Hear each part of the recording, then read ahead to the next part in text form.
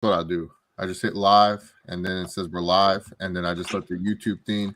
They know what they're doing. They're the ones that do everything, and I'm just waiting for it to appear on YouTube so I can mute myself because I just want to. Because sometimes like my stream is behind, and then the YouTube stream's ahead, especially in the comments. But anyways, Ameer, thank you for joining me on this beautiful Wednesday night, on the night of 420, the day that you guys smoke your marijuana and everything like that, or have an edible, or do whatever. I don't care. Just have a good time. Ameer, do you celebrate? Do you partake in the 420? Nah, man, I never smoked. I never smoked in my life. It's funny. Dang. Dang, that's crazy. Yeah, I mostly smoke cigars. That's like my main thing I love doing. I love smoking a good old cigar after every so often. But other than that, I'll smoke cigarettes if I'm like super drunk. Like I have to be dead wasted to smoke a cigarette because then I won't remember the nicotine. See, it's funny. Like a lot of people, especially when I first meet people, like they think I'm like stiff because I don't drink or smoke, and I get a lot of like. It's kind of funny because I get a lot of like, whoa. Like you don't drink it. Well, what? Like, what do you do all day? But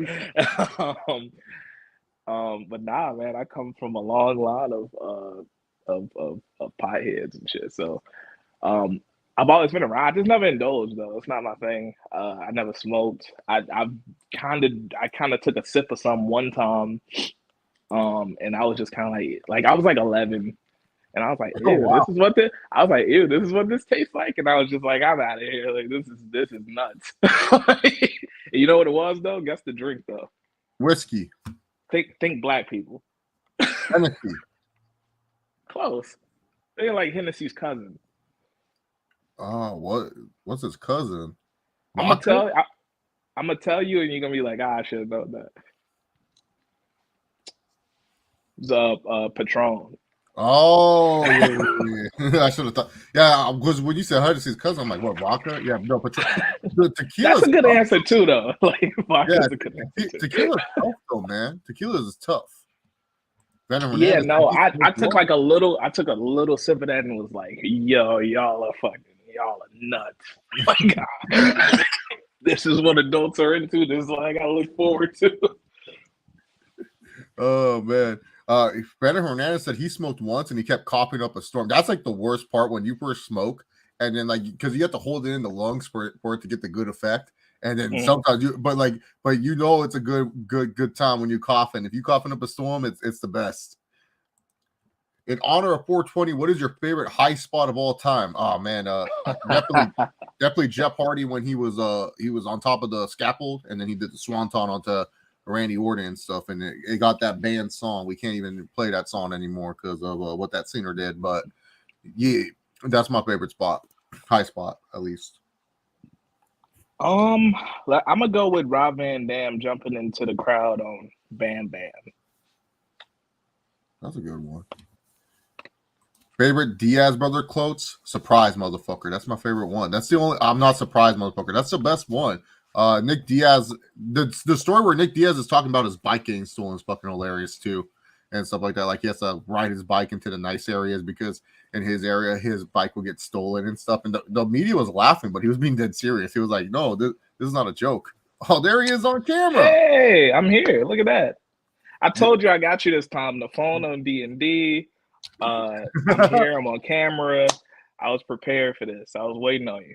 Oh. So how do you feel right now? Your Bulls are up big against the Bucks right now. They're definitely big on the up on the Bucks. Hey man, if KD and Kyrie Irving can smoke a lead, then so can DeMar DeRozan and Zach LaVine. So I'm just kind of chilling out, man. Whatever happens, happens. I don't look at this season. I look at this season as a success, whether we win or lose. Yeah. And plus, if we get to go out, at least we go out against the defending champion. So I'm not tripping over it, but it'd be nice to get one. I'm seeing a lot of sweeps out there. It'd be nice to not get swept. That's why I'm with the Timberwolves. I'm like, I would like to win a playoff series because the Grizzlies are like, the Grizzlies and the Wolves are kind of like similar teams. And if we can beat the Grizzlies in the playoffs, it's kind of like gives us hope saying, oh, okay, we can beat the Grizzlies. So now we can go ahead and maybe, you know, next year make some noise in the regular season. Like, because like, let's be real, like our next round matchup, we're facing either the Nuggets or the Warriors. I don't give my Timberwolves that. I love my Wolves, but I don't give them that much hope against the Nuggets or the Warriors and stuff like that. And weirdly enough, I think they could take the Nuggets. Yeah, well, the Nuggets right now, I think they could take the Nuggets. Yeah, the Nuggets are a hurting team, man. I think the Nuggets lose. I'm one of those where I think the Nuggets lose regardless, even if they were healthy. I think they put up I think they go deeper. I think they put up a bigger fight than they have, but I still think they lose with Porter Jr. and Murray. What's up, Romeo? How you doing? Did you hear the rumors of Dana White trying to pay Leon to step aside for Connor and Usman? What? I heard something about that today. I didn't know if it was real or not. Yeah, no, I don't know if that's real or not. But it's UFC. I wouldn't be surprised, man, because that Connor bag is different for them, man. Especially for Usman. I truly believe Usman's on his way out. I feel like Usman is literally that one guy that's like he's literally saying to himself, like, he don't have that much fights left in him. Like, a lot of people don't realize this about Usman. He's always been injured. Every fight he's fought, there's always some injury. Like, he has hernia Usman, injury. how old is Usman? Like 34? 35, 36. Yeah, he's like there. But even in the Woodley fight, he had a hernia when he fought Woodley. He's had hamstring issues against Covington. He hurt his hand against Gilbert Burns. He hurt his hand against Masvidal. Like, that's the thing. Like, he's always had injuries, and those add up. And so, like, if you're Usman, you're looking at this. Fight Leon Edwards, make like a cool $1 million, or fight Conor McGregor and possibly make like 10 million and stuff because he gets pay-per-view points. So if I'm Usman, I would say, yeah, let's do it. Let's fight. He could beat Conor easy too, because Conor's not. He ain't ready. Yeah, that's an unfair fight. That's probably, dare I say, that might be the most lopsided fight Conor would ever be in his career. 100%, even more than Khabib, I would think, because Usman's bigger than Khabib. It's not like Usman's small. Yeah, he's bigger than Khabib. Plus, I mean, especially at the time, it was not irrational to be like, oh yeah, Conor McGregor. I think Conor McGregor could beat Khabib. Like, that wasn't like an irrational statement. It was really, back when that was happening, it wasn't 50-50, but I say it was probably about 65-35, you know what I mean? So, like, it wasn't like a crazy thing to be like, oh, Conor could beat him. Now that the data is out, no, they probably, that's really lopsided. Yeah, because Usman doesn't have to prove. Like, the thing with Usman is this: he don't need to prove to knock out Conor or do any of that nonsense. Because, like, the thing is, like, he knocked out both of his rivals. He knocked out once between their fights. He put Jorge Masvidal into a meme planet, and then he knocked out Covington and broke his jaw. Sure, in the second Covington fight, Covington was able to survive. The first Masvidal fight, he was just toe stomping, but still, he did his thing. He won via knockout against both those guys. He shut everybody up in that second fight, though. Yeah, but that's the thing. He don't have to prove to Conor McGregor he can stand up. Like all McGregor's can say, like, he just grabbed my legs the whole time. It's like it's a win-win for Usman. He just has to go grab his legs and beat him up a little bit. And Conor is like a fish. He don't know what fish out of water. When he's on his back, he doesn't understand, man. Unless it's a second position, he don't understand. I think we at the point where Conor needs to fight Ferguson. They need to give Conor somebody he could beat. I think I 1,000% believe Conor McGregor can beat Tony Ferguson. I think that's who he should fight next. Michael Chandler, he's facing Michael Chandler. My boy Michael Chandler needs another W in the UFC.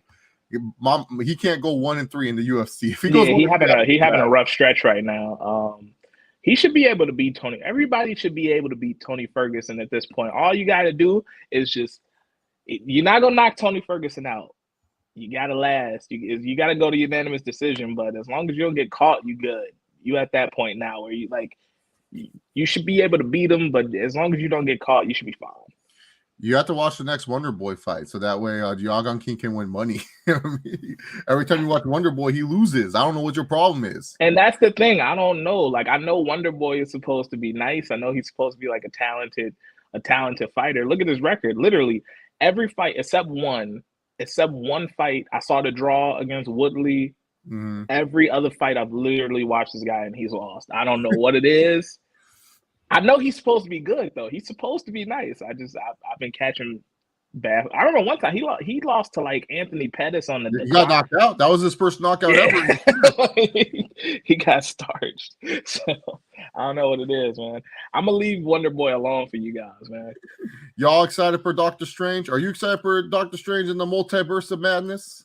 Or do you follow them? Yeah, I saw Professor X in the trailer. That's what kind of got me excited because actually I've never finished the first Doctor Strange. I've tried to watch it 2-3 times maybe. Fell asleep every time. I can't get through it. But I'm excited for this one though, and I'm pretty sure this one's gonna be like super important to like the rest of the movies going forward. So we'll see. Yeah, this one's gonna wide open what Marvel is trying to do with the movies going forward. I think working with Sony was really good. Sam Raimi, director of the original 3 Spider-Man, he will be directing this movie. So he doing that. yeah, Wow. yeah, he's doing Doctor Strange. So that's why this one's going to be a very much more horror-based type of movie. So it's going Has he done anything with Marvel since Spider-Man 3? With Marvel, no. This is his first return back to Marvel. Oh, wow, that's a big deal, man. Mm-hmm. That's a big deal. So yeah. But yeah, no, Sam Raimi is directing the movie, so it's going to be. I have high hope. The first Doctor Strange, I tell people, you don't really need to watch it as long as you understand what his powers are in the Avengers movies. You're good. Like you don't need to watch it. Like his movie is just like if you like Benedict Cumberbatch and you want to know why Juan is like a comedic relief character, that's why you watch this movie. But you're not missing much if you don't watch the first Doctor Strange movie. Yeah, because I missed the first Doctor Strange. I didn't see it, and then I saw him in Infinity War. Mm-hmm. And he was like one of the MVPs of the movie. He was going crazy. I'm like, damn, I need to go watch Doctor Strange. Yeah, and then I watched the movie. I cannot finish that movie. I'm never gonna finish it, unfortunately. Yeah, because he's one of the strongest like superheroes in Marvel. Doctor Strange. Right. He's like top 5 at least for sure. Even one of the strongest villains. How do you see Oliveira and Gaethje going round by one? I'm just gonna do. I'm tired of doubting Charles Oliveira. I always say, "Oh man, maybe he'll get knocked out." Watch the Dustin Poirier fight. Same exact shit. Justin Gaethje is gonna come in. He's gonna rock Charles Oliveira, do some leg kicks and stuff like that. But then Oliveira is gonna struggle, and then we're gonna say, "Oh, Justin Gaethje gonna win." Round two. All of a sudden, Justin Gaethje does some stupid spinning shit.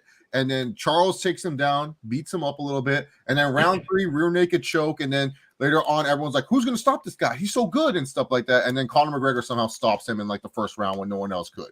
That's how I see Charles Oliveira going. And stuff. He's one of those weird fighters. But no, I really do think Oliveira can handle Gaethje well. I don't know. Gaethje to me is just so mad overrated. I just don't see, like, he's a durable fighter. But like his cardio, like watch that Dustin and Gaethje fight again. He gets tired, and the thing with Gaethje is, ever since that Dustin loss, he fights now with just ba ba 1-2 1-2 ba ba 1-2 1. It's so repetitive how he fights. He doesn't fight combinations. He doesn't throw the combinations like he used to, and so that's why I think man. Conserve energy. Do you consider Poirier overrated? No, I think Poirier is good. I'd look at Poirier and Gaethje as kind of the same position, in the same light, whereas they are. Exactly, the gatekeepers. They're the guy. They ain't never gonna be the champion unless somebody get like hurt or something. But they're very good. I think Gaethje's very good. I don't see him beating Oliveira, but I think he's very good. It's Poirier. It's another Poirier to me. I will put Poirier up. I will put Poirier above him. Poirier beat him before, right? Didn't he knock him out? Yeah, Poirier tired him out. Gaethje was like gassed because, and also that's the one thing too. This is going to be in Gaethje's hometown. He's going to be. But I agree with you though. I think it's going to end with a choke. Yeah, because like Oliveira by choke. Yeah. Either Gaethje chokes him or Oliveira chokes him. Because like Gaethje does have submissions, by the way. People don't realize this, but Gaethje, he's going to go on an adrenaline dump. He's going to be so excited that it's going to be in his hometown. He's going to be all excited, like, I'm so excited in the hometown. And then afterwards, he's going to choke like he did against Poirier. I wonder, maybe, and I could be totally wrong, but this is just how I feel. I feel like most MMA guys lose in their hometown. I wonder what's the record for hometown fights. Did you know Derek Lewis has only won 1 fight in Houston, and that's his hometown? Every other time he gets knocked out. Yeah, he fought Cyril Gane in Houston, didn't he? He got starched. And then he fought Tai Tuivasa in Houston, and he got starched as well. He got starched. So CM Punk, if that counts. the And I was at that fight, funny enough, against the second only one. fighters that do good well, it's not really their hometown. They just fight in Brazil. They fight in their country. So, but it's not like their hometown. Yeah. Like Anderson Silva's not from Sao Paulo, Brazil. He might have trained there, but he's not from there. But Right. yeah, even like the Canadians, when they fought in Toronto, the Canadians all lost. Like they all lost on that card. And you know who else lost on that CM Punk card? I'm pretty sure. What's the other guy from Chicago? Arlovsky. I think Arlovsky lost on that card. Punk lost. Derek Lewis. I'm missing somebody. Stipe's undefeated at home. He won his one fight in Cleveland. He's in Cleveland, right? Fight. Oh, Cain Velasquez lost in Mexico. Cain Velasquez. It's somebody else I'm missing. It was like a big deal. I can't remember. Whatever. But they lost too in their hometown. Daniel Cormier hasn't won in his home state of California, current home state. Yeah. So.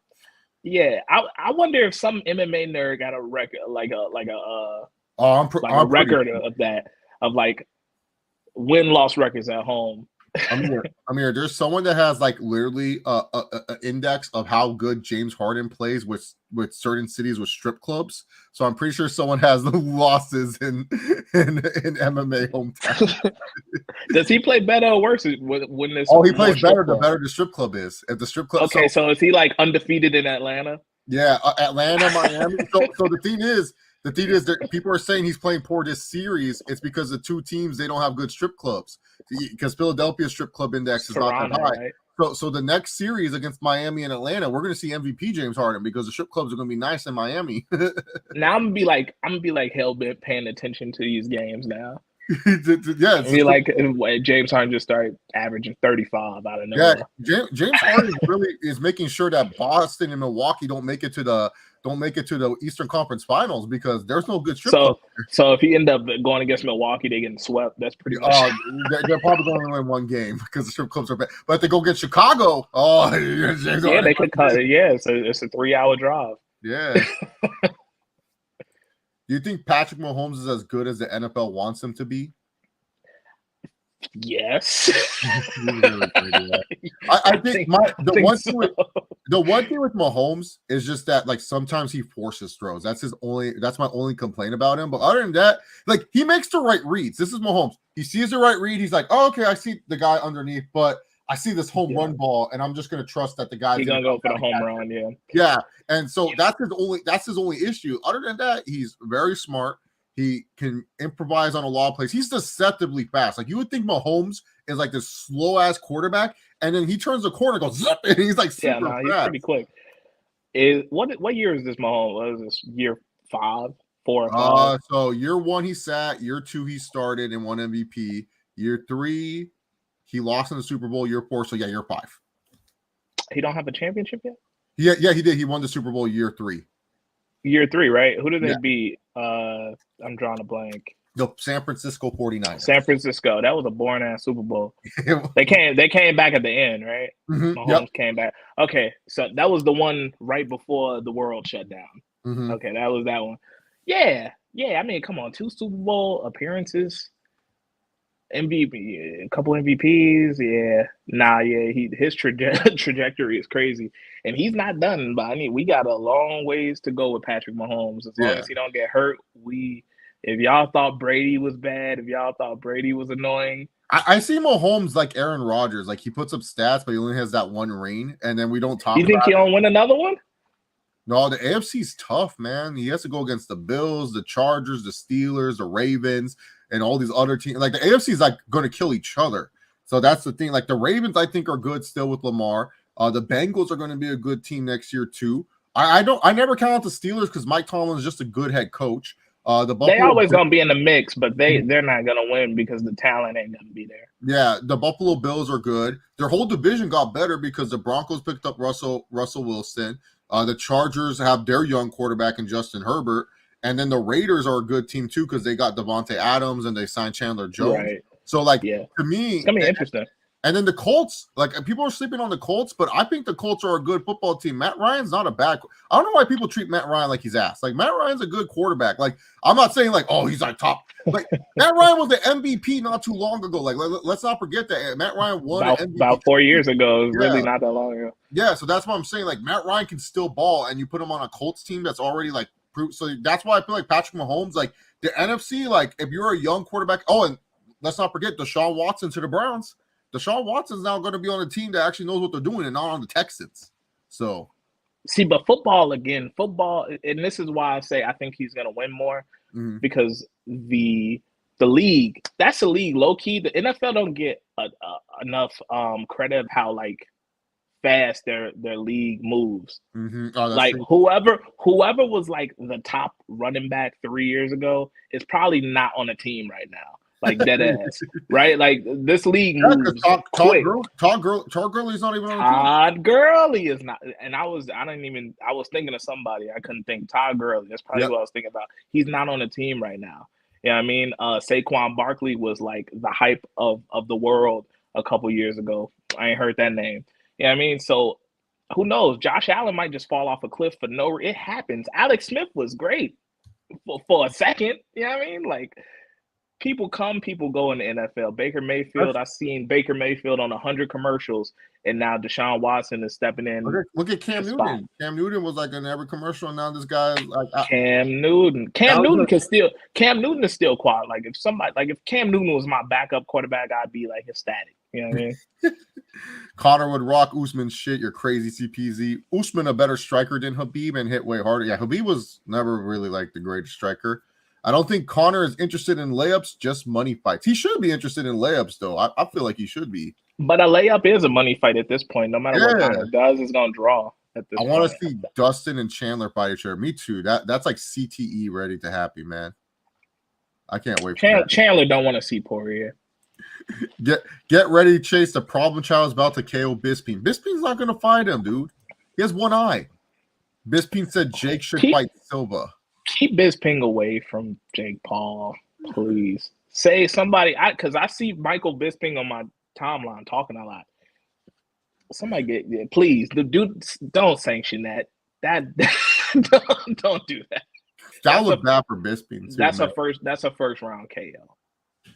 I think Canelo might lose to B-Ball. I think you need to drop whatever you're smoking, bro. Because no way Canelo loses to something. B-Ball. I'm sorry, dude. No, I'm so tired of Canelo is in the easiest divisions in all of boxing. This dude cherry picks, bro. Dude, there's a reason why he ain't fighting Charlo. Like, this is the question: why Canelo doesn't? I mean, shout out Sweet Hands though, man. I like Plant. Plant's good, yeah. But I'm saying like he's fighting easy fights. That's the reason. Plant was not. Canelo you're not lying. You're not lying though. But I like Sweet Hands. Shout out Sweet Hands. Canelo caught Plant like how Floyd caught Canelo. You know, Canelo was on his way 100%. Up and actually becoming a main star in boxing, and that's 100%. What happened because Plant was doing fine with Canelo. He was training with him. Like they had that whole like dialogue that got released on Twitter. Like it was cool for about the first 5 or 6 rounds. Yeah, and then afterwards, Canelo was like, "Okay, I can do what I can do," and stuff. This Beeble character, he only has 19 fights. None of his 19 fights I have been impressed of. He hasn't fought anyone that's even near like Billy Joel Saunders or freaking Caleb Plant levels. Canelo's going to beat this guy in 10 rounds. That's it. It's going to be 10 rounds. The first couple rounds, you're going to be worried for Canelo, but understand, Canelo starts slow as fuck. That's how Canelo is. He now starts really slow, true, yeah. And then he only goes in with someone if they want to brawl. And the thing with Canelo, you don't want to brawl with Canelo. Canelo loves brawling. Like, that's the thing. He loves brawling, and it's too hard to do that.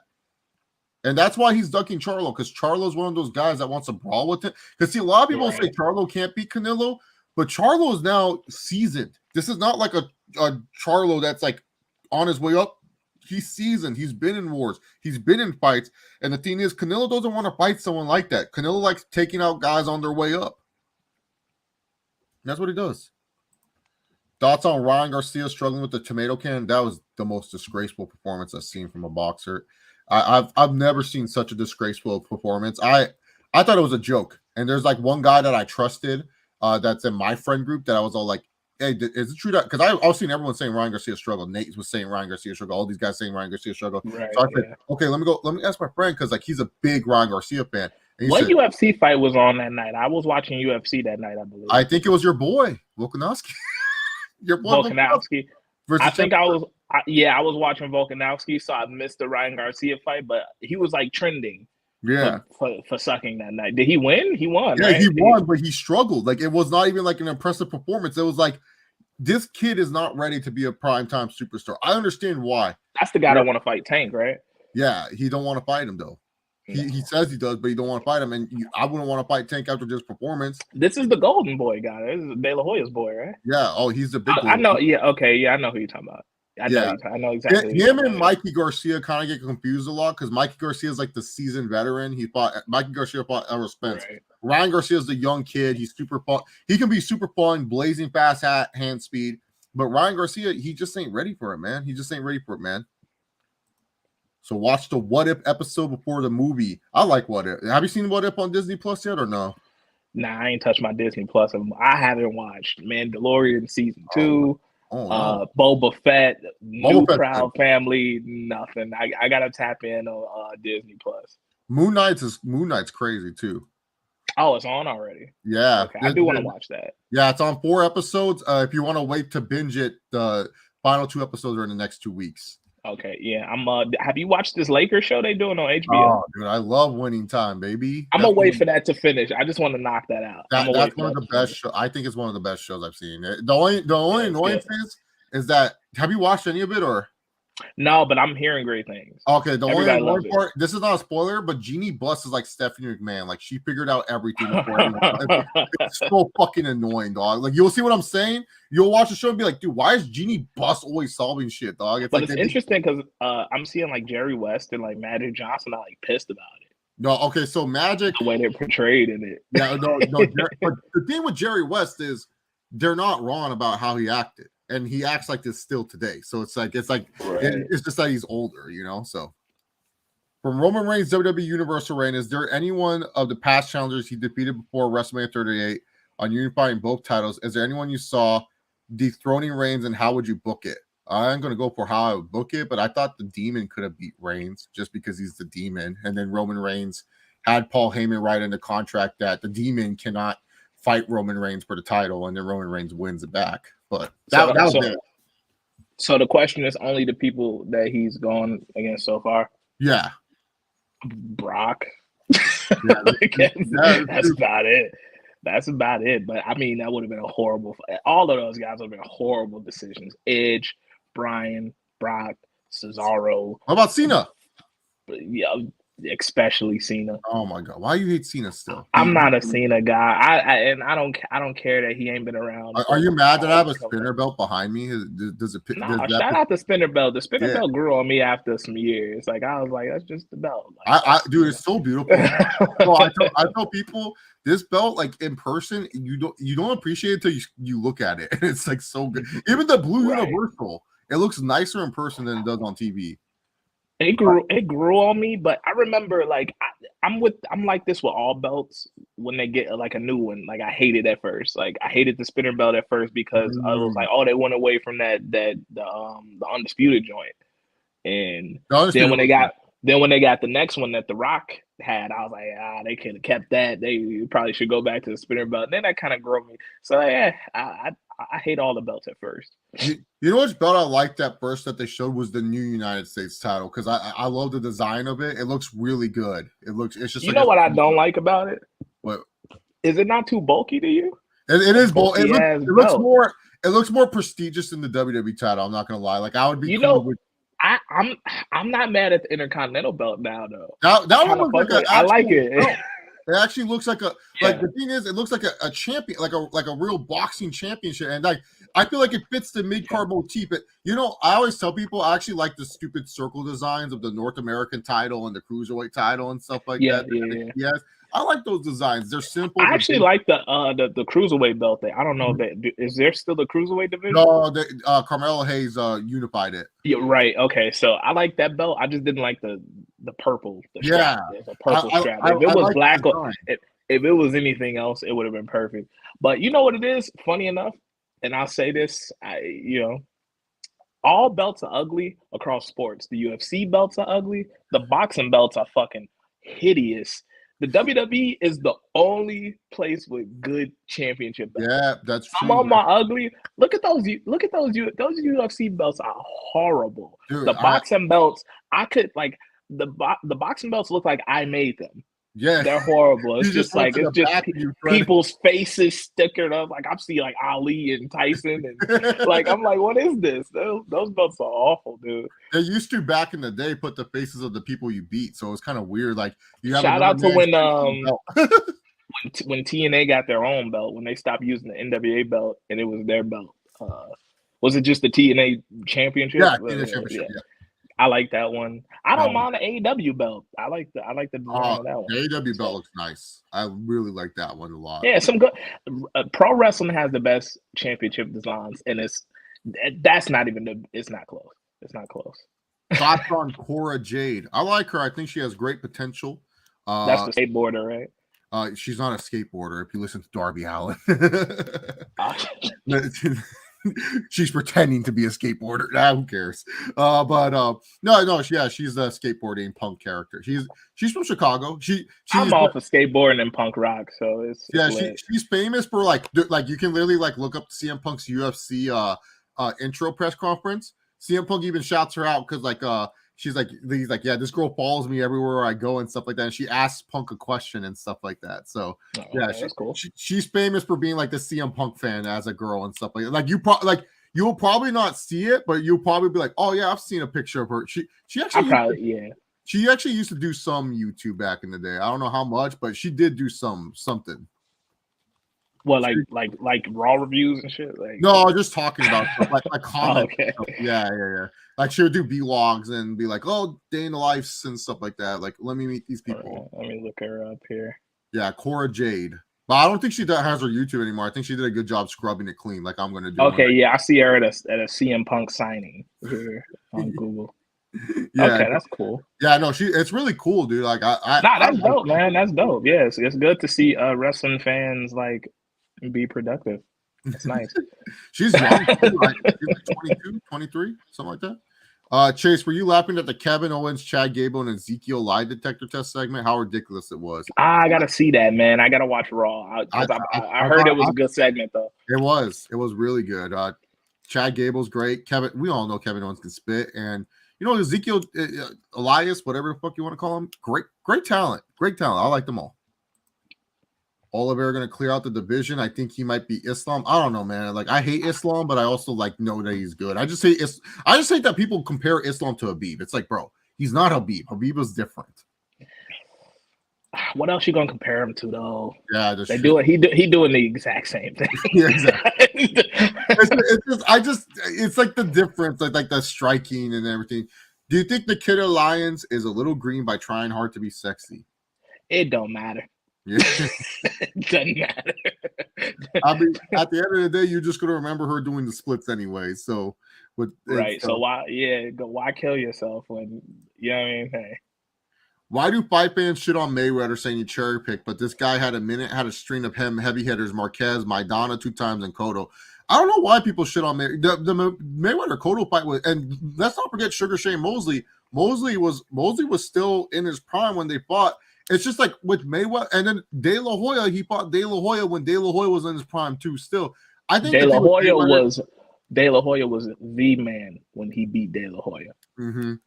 I think the thing with Mayweather, they just hate the personality. It's more of like they hate who Mayweather is as a person than they do as a fighter. And like, look, is he a shitty person? Absolutely. Like, but I tell people all the time, you're talking to someone who likes John Jones. John Jones is one of the most shittiest human beings I've ever heard about in my life. You think I'm going to hate Floyd Mayweather? And look. Wrestling fans will say I need to judge character better. Yet some of y'all are still asking for Chris Benoit to be in the fucking Hall of Fame. So stop saying stop being mean. Every year. Did you hear about David Benoit? What he wants to do? He want to wrestle under the name Chris Benoit, right? Yeah. Stupid. You know what, man? If you want to work, why not? But come on, you got to know, like you got to know better. Yeah, dude. Yeah, nah, don't do that. That's a horrible fucking idea. AEW Fight Forever will be the video game. Hey, let's not rush the video game though. Please. Is anyone legit enough now to dethrone Roman as champ? How would you all choose to beat him? Nope. Well, the only person that's legit enough is his cousin. That's it, or his supposed cousin. But yeah, there's not like, look. Honestly, man. If I had to, let's just say we have to pick. I'm choosing Cody. Cody, and I'm a mark for Owens. So, Owens is a good one. But I guess this is one of those runs where it's like, man, somebody got to really step it up for me to want to take the belt off this, because this is like one of those. This is a generational run. But we witnessing right now. The thing is, Ameer, a lot of people don't see it like that. They go, "Oh, I'm so tired of him." It's like, are you guys actually watching? Those gonna be the same people. Like 15 years from now, be like, "Oh, Roman Reigns is the guy." Like, you know what I mean? Well, they all flip eventually. Yeah, no, so I'm not like. But we're watching like this. Like, to me, Roman Reigns, we're witnessing history right now. This is Hogan in the 80s. Yeah, I mean, this is, you feel me? This is Cena in the 2000s. This is Austin in the 90s. You know what I mean? This is Ric Flair in the NWA, WCW in the 80s. This is one of those type of runs. Like, this is some Bruno Sammartino type shit. Like, this is history. This is one of the greatest title reigns of all time. Like, you gotta let this just play out. You gotta let it ride, and somebody's gotta get super over. If you want it, I think you gotta get crazy over. I think Cody's like getting to that point, though. I think he's really getting to that point. Like, I feel like Cody Rhodes can actually get there, and even then, he got to lose the first match. They got to have one-on-one. He got to lose the first one. Well, it's Cody because he loves being extra. I can see Cody losing the first match just out of the extra. Second match, they got to ban everybody from ringside. and then he lose that one. And then okay, well, we got to do a cage or a cell. If he gonna lose, he gotta lose in the most dramatic fashion possible. I saw a lot of people saying, "Oh, Drew beating him in Europe," which I wouldn't mind because that's kind of dramatic. Their first pay-per-view back. I like Drew, dude. I like Drew. I think they owe Drew for holding it down with no crowd. Not right now. Not at the expense of Roman Reigns. Not at the expense of Roman Reigns. Yeah, because like they're doing 5 stadium shows back to back. They got Money in the Bank, SummerSlam, that UK show. Our favorite place, Saudi Arabia, and then a bunch of other places. Hey, shout out this! I like the Saudi show. Dude, I tell people like, you can be mad about Saudi Arabia. I'm not, but like the Saudi shows don't miss, man. They're pretty good. Want Chris Benoit in that Hall of Fame, but don't you dare do a show in Saudi Arabia. How dare you? Okay, like that's the thing. I don't get it. Like, and then people will be like, "See, this is why I like this company." It's like, who cares? Like, if you don't watch WWE because of that reason, that's fine. If you don't want to watch WWE because of the Saudi show, that's fine. Spare me with the selective hatred. Yeah, but then don't get gas. Don't get gas the next day. Don't drive to get to your gas stations if you're so big on blood money. Like, I'm just saying, you talk about blood money. Gas is from Saudi Arabia, guys. I don't know if you know this. This is like all the new Republicans over the last 5 years who are like, we hate China. I'm like, can I have your iPhone? Straight up. Can I have all the furniture in your house? Yeah, exactly. Because I could use it. I fuck with China. Naruto Storm 5. No, stop. Naruto games cannot go the DBZ route where they get lazy. They have to do what if stories and stuff like that. I don't want to play no Naruto game where it's like, what if Naruto was evil? Like, shut up. No, none of this. I'm good on that too. They do need to make like a Xenoverse type of Naruto. I think. Yeah. Well, they did, but it kind of sucked. They need to try again. Yeah, not Shinobi Strikers. Just let us. Yeah, Shinobi Striker. If Charles beats Islam and Justin, his lightweight legacy is better than Habib's. Well, yeah, he's actually defended the belt. He's defended the belt as much as Habib has. So but I'm saying, I think if Khabib didn't retire, I think he's still on top right now. I don't think any of this is happening. Khabib cut out early. You know what I mean? So it was too much for a lot of people. Don't realize his dad was such an influence on his career, and that like it was going to be too much for him to actually, fight. Shit, they lucky he did that last fight, and you saw how he cleaned up Gaethje, who who's supposed to be a gatekeeper or a boogeyman or whatever you want to call him, and he clinked his ass up something smooth and quick, and it was effortless.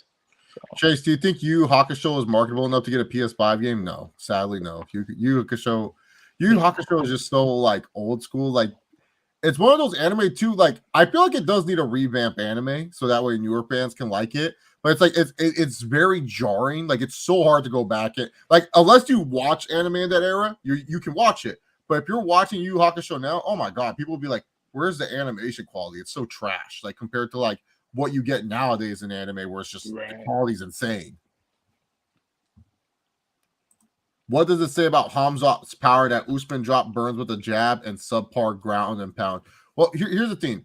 Hamzat has power. It's just that Usman is more precise. Like precision beats power any single time. And the thing was Usman, and this is the one thing too. I try to explain to people. If you keep getting hit in the same spot over and over again, it starts to hurt. It starts to hurt. That's what Colby Covington does so well too. That's why I try to tell people like Colby Covington hits the same spot over and over again. It hurts. Same with Max Holloway. That's Max Holloway's bread and butter. And Max Holloway's not just throwing punches to throw punches. No, it's the same spot over and over and over again. And then people have to cover up because they're getting their asses beat. Usman was literally hitting the same spot over and over again to Burns that was hurting him. And that's I like Hamzat though, man. But I think the Burns fight. I think the Burns fight proved that hey, we need to calm down on his hype just a little bit because that's Burns, and Burns. I think Burns is really good. That was a hell of a challenge. That was he did fight Burns, right? That was I'm thinking of the right person. Okay, he just fought Burns. Great fight, by the way. I had to go back and watch the whole thing, and he won. He did win, and I thought that was a clear decision, but. Man, Burns giving him that trouble. What you think Usman gonna do to him? Simple math. Yeah, it's one of those simple math. Well, MMA math don't make sense sometimes. That's true too. What would you rather? Matt Serra beat GSP. Yeah. What would you rather see? WWE bring back 6 months of the Ruthless Aggression era, or shows, or Attitude Era shows? Honestly, just for the casual fan, just give us back the Attitude Era for 6 months. Just do some stupid, crazy stuff. Fans will love it, and then you'll get your old fans back, and then they'll. I go Attitude because we're still like people don't realize Ruthless Aggression Era is still it's similar to this era. It's literally the freaking same. It's just very, very. The Raiders have a banger roster right now. Yep, I agree. What's going to happen with Deebo Samuel? He's going to be a Jets player. I don't know, but I do think the Jets have the trade package to get him. It's crazy that the Niners, they've been trying to get rid of Jimmy Garoppolo, but they're getting rid of everyone else but Jimmy G. Can't leave the roster. Y'all think Khabib could have been dominant at welterweight since he would have bigger and more wrestlers at welterweight? I think he would have done well, but he would have met his match eventually. I mean, because, you got Covington, you got Usman, you got... It's a lot of killers in that one, man. It's a lot of killers in that division. I think Edwards is crazy, too, because he's tall and lanky. So I think Khabib has never fought someone like that, too. So I think he beat, like... I think he'll be like top 8 in that division. Yeah, 100%. Somebody would eventually beat him if he went to welterweight, though. He would definitely lose to somebody. Uncle Dana saying Jones versus Stipe in July. Oh, wow. Did he really say that? Is that real? Yeah, I guess so. I guess he told Robbie from Barstool. That's who he tells most of his news to now. You think Jones is going to go well against Stipe after being inactive for two? Look, I don't care. I think Jones won that high key. Yeah, no, I don't care what. John Jones can disappear for 3 years, and somehow I'm still going to choose him because I have never seen this man, besides the first Gustafsson fight and the Dominic Reyes fight, ever been in like serious trouble. You know, what's his name? My boy, Armbar Belfort. Oh, Belfort, yeah. But he slipped out of that like it was nothing. That right there is like a champion, man. You can't teach that mental. I thought it was over when I was watching that. I was like, there is no way. And somehow he slipped out of it. I got Jones, man. You know me. I never been high on Stipe. Yeah, you never liked Stipe. I don't dislike Stipe, but I just be like, I don't know why, because he is good, but I I've never been sold on him. I'm always like, when he does one, I'm always like, how the fuck is he beating people? The second Cormier fight, I can't. That's the worst sell job by a fighter ever. Cormier was dominating that fight, and just because Cormier Killing would him. be, just because Killing Cormier was him. being lazy near the end, he got finished. Goopiest thing Adrian Broner has done when he gave out all his money at Walmart. That was the stupidest thing I've ever seen Adrian Broner do. Not swing back against Pacquiao. That's true. He just let Pacquiao beat him up. He just let him. Yeah, he just stood there. I think that's the fight, Broner versus Keith Thurman. Just give us that fight. Let those old dudes kill each other. Oh, Keith Thurman will fuck Adrian Broner up. So who do you see breaking out in the UFC this year? Oh, that's a tough one because like, I'm not like the type of dude to watch like the new people in UFC. Like, I honestly think it's the females. There's a lot of great female talent. I can't name you off the top of the head, but I've seen all the signings. They're all freaking females, and I'm like, oh, these guys could actually be killers. So I'm gonna say a female fighter this year might break out. My personal opinion. Who fights Talia Santos? She might break out. Who the guy from down south that everybody like right now? Damn. Relatively new. What is his name? Mitchell? Oh, Bryce. I mean, I hear that name a lot. Yeah, Bryce Mitchell. Yeah, he could. He could actually fight a bunch of people in the welterweight division. Yeah, no, Jerry West is upset. Look, I ain't gonna spoil for Meer, but man, once Meer sees it, he can see why Jerry West would be upset. I miss old TNA. I've even been watching old TNA matches like Beer Money versus Motor City. Ah, those were the days, man. People don't give TNA enough credit, man. TNA was always. If you wanted the wacky storylines, they had it. If you wanted the star power, they had it. If you wanted the match quality, they had it. If you wanted to see new young talent, they had it. TNA don't get enough love, man. You know what I always tell people? TNA's main event division was so different than TNA's X division and TNA's tag division and TNA's like mid-card division. It was great. Like you got you can watch a TNA pay-per-view. They have everything you want. And that's the thing with AEW is like I tell people like with AEW, like, yeah, I know it's good, but like a lot of stuff feels the same and it doesn't stand out to me. Like minus tag matches.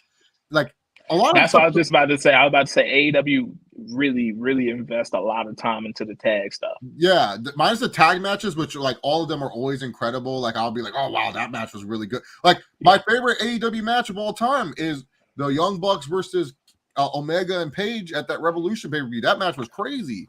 I was there. Yeah, that match was amazing. That's my favorite AEW match. But like that's the thing. I always will tell people, like, I get people love AEW, and I think it's just because like they sat through WWE's BS for so many years that this is why. And AEW do a lot of fan service too. Mm-hmm. Yeah, no, they do hardcore fan service. Yeah, hardcore, like Gresham versus Dalton Castle, that amazing spot, whatever.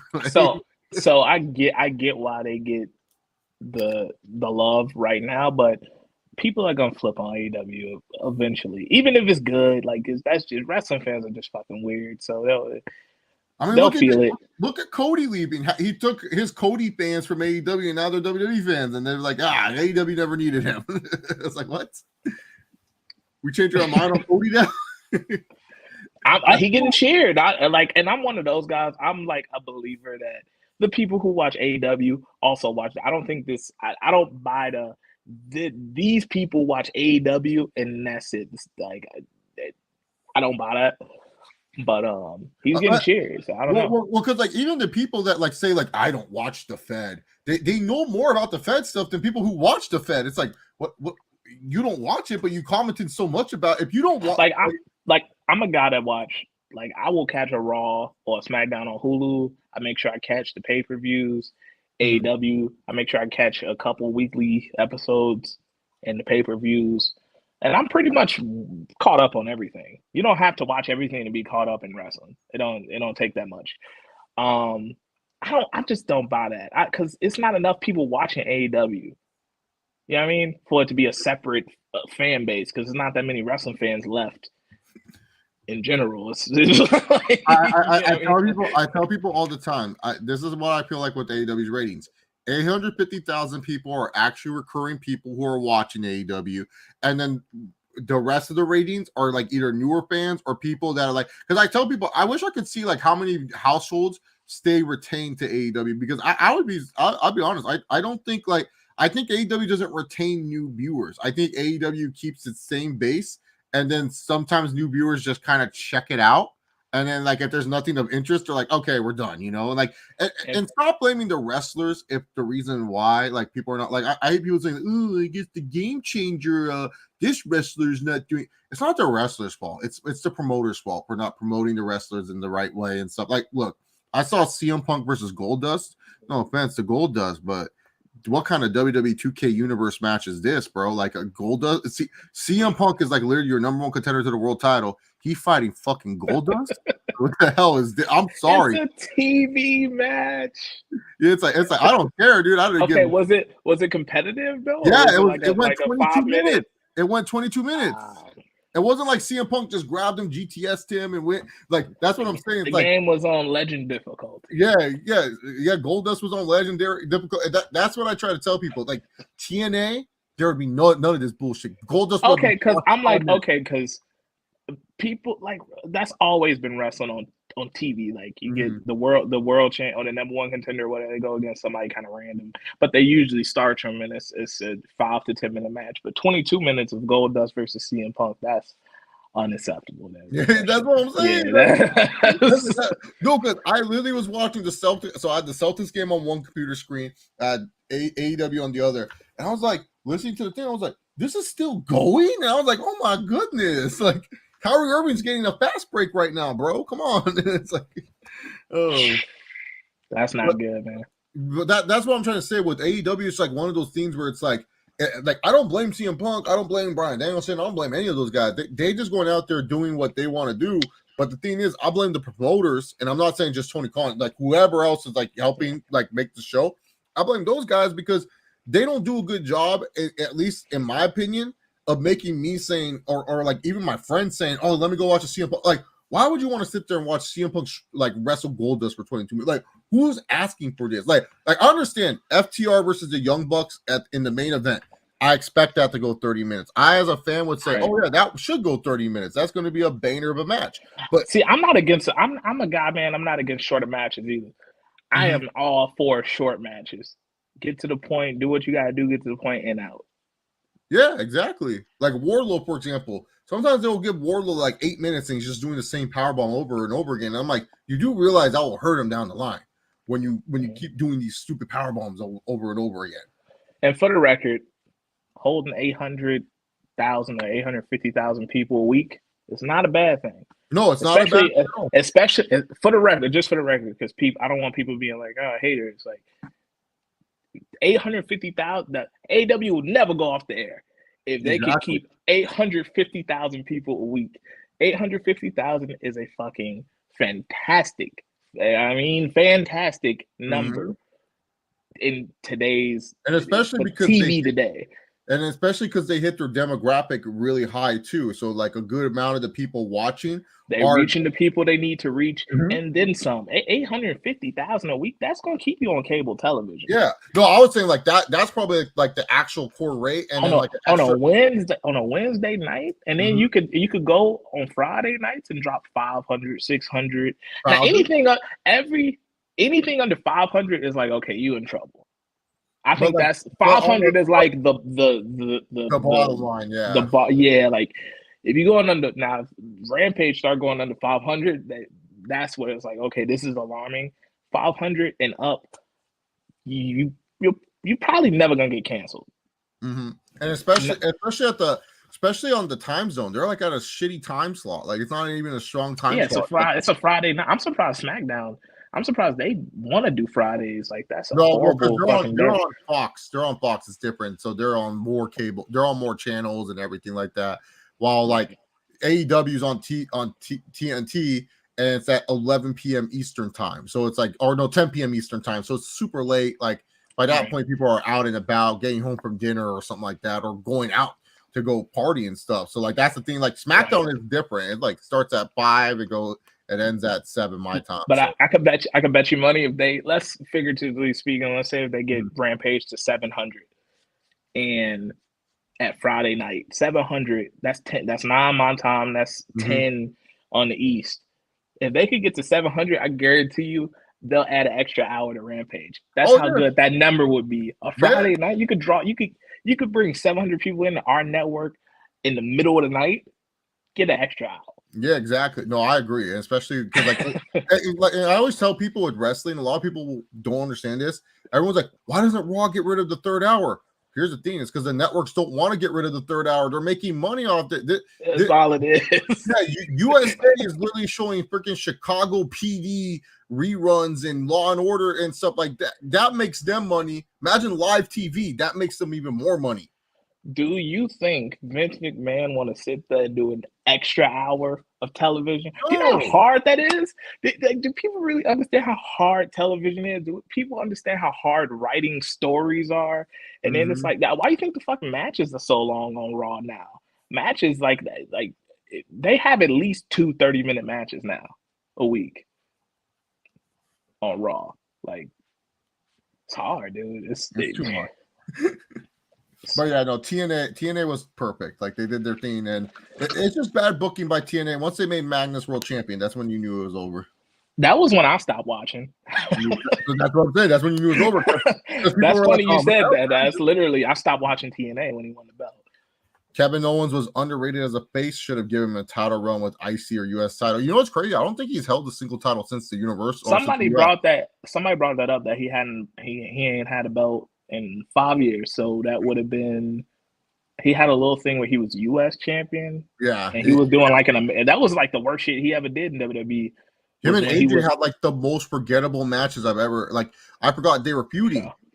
Yeah, it was for the US belt, and he was like supposed to be American. Like that was Kevin Owens' gimmick, is he was American. Was like pretty much a universal title gimmick, except he was US. Yeah. That shit was horrible. And I love Kevin Owens. That's like the only bad thing I've ever seen him do. I was like, this is bad. This is hard. If Alundra Blaze never drops the women's title in the trash can, does Vince still screw Brett? That's a great question. Probably. I think he does still too, because keep in mind, this is your world title, and this is a guy that you promised a 20-year contract to. He gave Bret Hart a 20-year contract that he knew he wasn't going to pay off in the end. And now you're going to have one of your top guys that, like, let's keep in mind, Vince, mine is like Hulk Hogan, Ultimate Warrior, and everything like that. He wasn't really building any stars. Like, the guys were just kind of coming to him. And Bret Hart was a guy that he built up from, like, tag team to, like, main event star. And Bret Hart is very influential in guys like Shawn Michaels and Stone Cold Steve Austin's career and stuff like that. So you're taking a guy that was so influential for you. You're going to give him the world title. And then you're hoping of the fact that Bret Hart's a bitter motherfucker. This guy's still pissed at Shawn Michaels. He's still pissed at he can't even like he was so recently. And look, I love the pettiness. Like, be petty as much. I don't care if he's petty. Go for Bret Hart. He can be petty. I don't care. But like this guy was all saying, "Oh, Goldberg owes me money." He never sent me an apology or said like, "Give me," you know what I'm saying? So he can be petty all he wants, man. Get Bret Hart be petty. But like the thing is that this like Bret Hart. He would have held a grudge. He'd be like, "Oh, Vince, you never gave me the money that I wanted, so I'm going to take your belt to WCW." You know, so Vince knew what he was dealing with. I think that happens regardless. Yeah, because I think that happened, and plus, I mean, Brett would have been pissed anyways. A 20-year contract. If somebody saw me do a 20-year contract in 1996, and the inflation that we're gonna see not too far after that, Brett would have been like, I'm a slave to WWE. They need to free me. They need to renegotiate my contract. You telling me you signed a contract in 1996 for 20? That contract's horrible. Whatever was on paper, it was a horrible. Vince McMahon finesses Bret Hart whether Bret Hart stays or leaves, because you got 20 years of Bret Hart for the low. Let's be real. What? I don't know the number on that contract, but it just had to be because it was 1996. I think it was literally just like he was going to make $1 million per year, and Brett didn't make it like Brett didn't do what like the NWO guys did, because like Kevin Nash and Bret Hart had the Scottie Pippen contract. Yeah, because the thing is this, he didn't do like what the NWO guys did, where it's like, wait, how much is this guy making? Well, we have to make the same The amount of favorite money. nations clause or whatever. Yeah, he didn't have that. So like it was just like 20-year flat fee of $1 million per year, and plus like whatever he got Now from imagine selling if Brett. merchandise. All right, now imagine all the same things happen. Austin pops great, and we hit 2000, year 2099, whenever Vince hit $1 billion for the first time. You think Bret Hart not mad still? You think Bret Hart not screaming to the top of his lungs like, I deserve more money. I made all this happen. I made you a billionaire. Like I want to renegotiate. Well, imagine Bret 97, and Bret Hart's wrestling style. He could have wrestled for many years. He's in 2007. He's seen John Cena make how much? He's seen Edge make how much? He's seen Randy Orton probably make more than him, and Randy Orton ain't doing much. Shawn's probably making more than him, and Shawn just came back after disappearing with a back injury. Triple H is making how much? And then like if you're Bret Hart, you're like looking there, you're like, Vince, I've never left you. Brock left you, and he made more than me. I think Bret Hart is even more mad if he stuck around because exactly. That is a hard. Why would he sign that? Like that was a bad deal then. Like what do you? Whatever. Bret was gonna be mad anyways. Yeah, no, but that's the thing. That's a good point because like he didn't have that thing where he said like, "Hey, I can make as much as senior." Like because if he had it where like, "Oh, I can make as much as the top guy," that's a good contract. But he didn't have that, so it's Bret was getting finessed either way. At least he got finessed out of a belt that's not real versus money.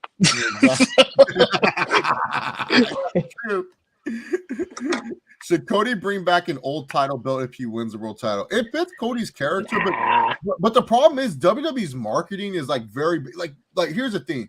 He did it before. That big W is like very important to WWE, so I don't know. I think it fits his vibe though. He did that before. He did it. Yeah, he did with the. He did it. Yeah, the Intercontinental belt. Yeah, don't do that again. Yeah. Sorry, guys. We've been talking a lot about these questions. I hope you guys liked our Bret Hart breakdown about how he did. Can't wait for the next summer in 2023 when Cody wins the U.S. title and does the open challenge and cuts. I love it.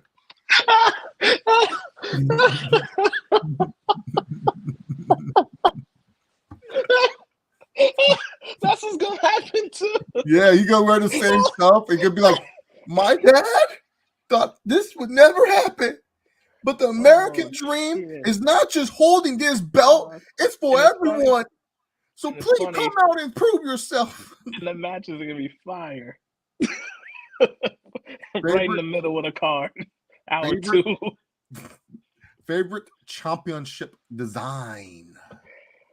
I like the this is random shit, but I like that NWO is it NWA or AWA. It's a television belt. It's white and red. Okay, I know NWA. Yes. Yeah. My favorite's the 2003 IC title, like the oval IC title. I've always liked that belt. The oval joint. I like the undisputed belt a lot too. Mm-hmm. Undisputed title. I love the Raw World Tag Team titles. Not what we have now, but like the old stuff where it said World Tag Team titles. Like Dudley Boys always held that. And shout out to that current X Division belt, the one they're using now. That one's good. Oh, I gotta see it. I like that one. Never ever trying to shit on AEW, but what's the big deal on Danhausen? I don't know who the fuck that is. I know it's the dude with the face. I don't know what it is or what he do. Do he wrestle? Is he a wrestler? Or? Yeah, so he wrestled. So Danhausen's like a comedy character. So like he's like a Conan on Brian type of comedy. So okay.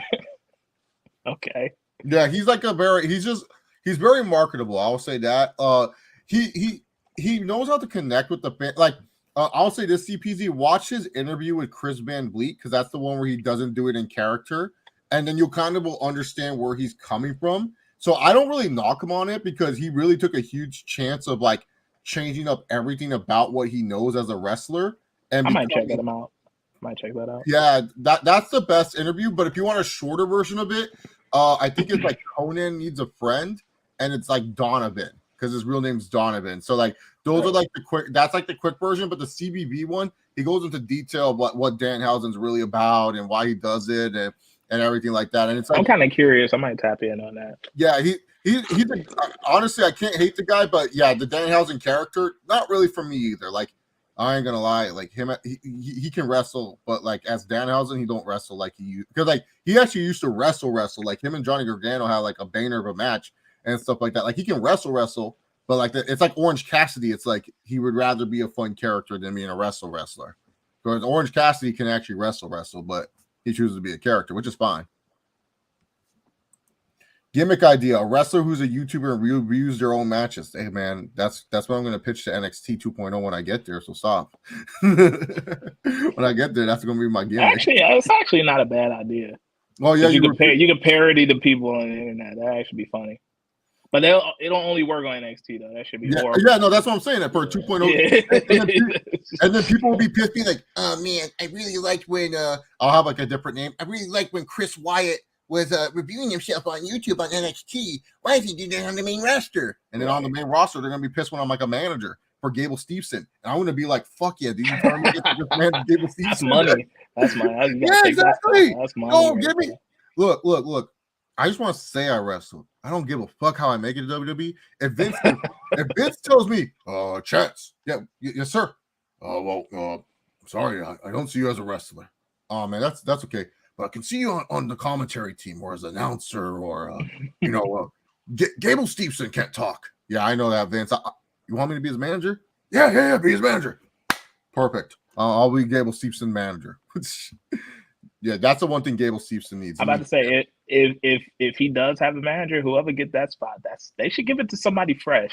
They shouldn't give him to Paul or whoever they always use. So MVP or something like that. He should get somebody fresh. He should give him to Eli Drake. Give him to somebody like that. Fuck it. Yeah, Eli Drake should not be wasted with the mace. Come on. We don't need another 2K20. Nope. That's why Piper Paul's graphics look terrible, by the way, or whatever the fuck they're called. Chase, AEW hates me. Mid-card page reigns continue. Wait, what happened? Who did he beat? Oh, Adam Cole? Who you think will be Hangman Adam Cole for AEW belt? Hangman Adam Cole. Adam Cole doing his own thing. Punk. I think Punk wins in Vegas. I feel like that's either Punk wins in Vegas or we wins because like look, you got. Oh, they doing a show. I don't know. Did they announce it? I saw it on my timeline. They're doing a show at the United Center. Yeah, in Chicago. Oh, you got some New Japan like collab show. I don't think I'm gonna go. I'm good on New Japan. What if CM Punk faces Okada? You would have to go. We'll see. Well, I got time. We'll see. Yeah, no, I don't blame you. I'm good. Like, here's the thing. I like that they're working with New Japan, but a lot of people are acting like this is like the hugest news ever. Like, dude, I thought it was crazier when Kenny Omega won the TNA title. I was like, whoa, Kenny Omega's TNA champion. What's going on here? And it's like them working with New Japan. This is nothing new. This is like that's because they don't understand that the average person don't watch New Japan Pro Wrestling. Like, I'm a big New Japan guy. They think we all watch New Japan and we all understand what's going on. I don't watch New Japan. I have no idea who those people are. I know who Okada is. I know is Tanahashi still a thing? I know who that is. I know who's that dude. I only know him because he was wrestling Jericho. But I know who that is. It's another guy though. Can't think of his name. And maybe it is Naito. Yeah, it is Naito. Okay, maybe you're probably right. Tanahashi and Omega. You're right. Okay. Oh, Evil. He fought Evil. I don't know who that is. Evil. I think he's still dating Io Shirai. I don't know. He's trash. No That's idea. all I can say. He's trash. No idea. Yeah. No, but yeah, like the thing is this, man. You gotta give CM Punk the AEW title. You debuted him. He had one of the biggest video views, biggest reactions. And if they would have booked it right, he should be beating Cody Rhodes for this belt. Mm-hmm. Cody Rhodes should be the champion. Yeah, and here's the thing. It's going to be eventual where the fans turn on Hangman Page because wrestling fans don't like baby faces for very long. Like that's they're gonna turn on CM Punk after he got the belt for 3 months. Mm-hmm. CM Punk came out of the heel tunnel tonight, so that should be a sign. We'll see. No, but I want CM Punk to win. I think it needs to happen. Like, look, Heyman Page, he had an okay run, but it happens. Like, sometimes your first run's not always the best. Sometimes you need that second or third. Like there's been a lot of, like, Batista. Batista's first run was ass. It wasn't like a great run. Like, he had great matches. Like, he had great opponents, but it wasn't like the strongest run. After Triple H, I bet you Ameer's trying to think what else he did before Eddie Guerrero. I'm trying to think. Did he lose? Did he even lose, or did he get hurt? No, he I just can't remember. He was like, oh, I'm injured here. He got hurt. This is when he came out. Did he come out like a turtleneck or something? He was like, I'm hurt. Okay, because I was trying to think. I'm like, I don't remember him ever losing the first time. Like, and then the second time. So was the second time the one with Taker? That whole thing. Taker, no. Second time was King Booker because he came back in 2006. And then afterwards, and he beat Booker T, right? Yeah, well, he was feuding it with he started to feud with Booker T after he came back, yeah. Because he was supposed to come back Great American Bash and face Henry, but then Henry got hurt, so he had to face Mr. Kennedy instead. Was he wrestling Taker though? Like, was that run when he wrestled Taker? That's in 2007. So what was that? The third run? That's the third one, yeah, because he lost to Taker. Whatever run was the one where him and Taker were going back and forth was the one I like. Yeah, that's the one. That's because that's the thing. Like, but people have bad first title reigns. It's all right, like it happens, dude. Yeah, CM Punk first title reign was fucking why. That's the thing. Heyman Page is still a good wrestler. It's just his first title run was kind of a flop.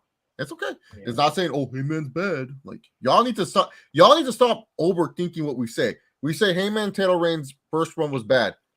I don't think he's bad. I don't even think he got a bad gimmick. I think he one of the few guys in AEW where his gimmick is actually pretty down pat for the most part.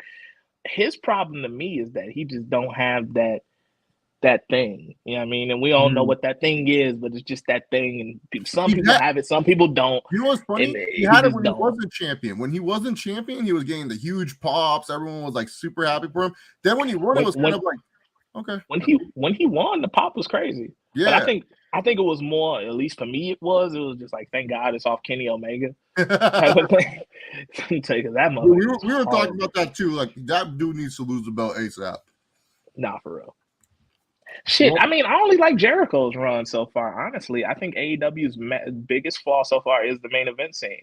Mm-hmm. I felt that way ever since Jericho lost. I think Mox had a bad title run. Kenny Omega had a bad title run.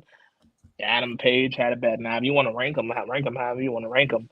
But, that's true. Mox is probably the better out of everyone else. Like, after Jericho, Mox is probably like second. Yeah. That MJF feud was funny. And that's what, because I was always like, oh man, if Dean Ambrose got out of WWE, like, I think he could do a lot of things. I think he got exposed actually. I think because he's doing the same shit he was doing in WWE. I think with people, like, a lot of people will be like, John Moxley, if you put him in, you can make him a face of the company, and like, really, when I look at AEW, I'm like, I don't think he really the face of the company at all. Like, he is literally just like it's another name. It's another name. He's a bigger name. He can be. It's good to have names. It's great. It's great to have names, especially in wrestling when it's not a lot of names. But I don't think. I think I overrated him personally. I thought he was a lot better. If you were to build like a company between Rollins and Ambrose? Rollins. Okay. I was gonna say Rollins as well. So, like, I want to know, like, is Moxley a bigger star than Rollins, or is Rollins a bigger star than Moxley? No. I feel like Seth Rollins, that's the guy, like, AEW, they would salivate if they could get him. Like, he's the perfect guy for AEW. Like, to me, Rollins is legit. Like, it's Roman and then Rollins, like, in that order. To me, I think they're the two best wrestlers in the world. I think Cody's like in the mix too. I think Cody's right like, now. Yeah, Cody. Because I really love that. I love that Mania match. I thought everything about that match was awesome to me. Like, I was it was so good. I was entranced in that match. I was like, oh my, like, because I loved Becky versus Bianca before, and then I saw the Cody Rhodes match and the Rollins match. I was like, oh my god, this match is fucking insane. They did that thing. Roman as a heel is so good. His heel run legit erased his shit babyface run. I don't think he had a shit babyface run, man. I'm with Roman. I was with Roman since the beginning.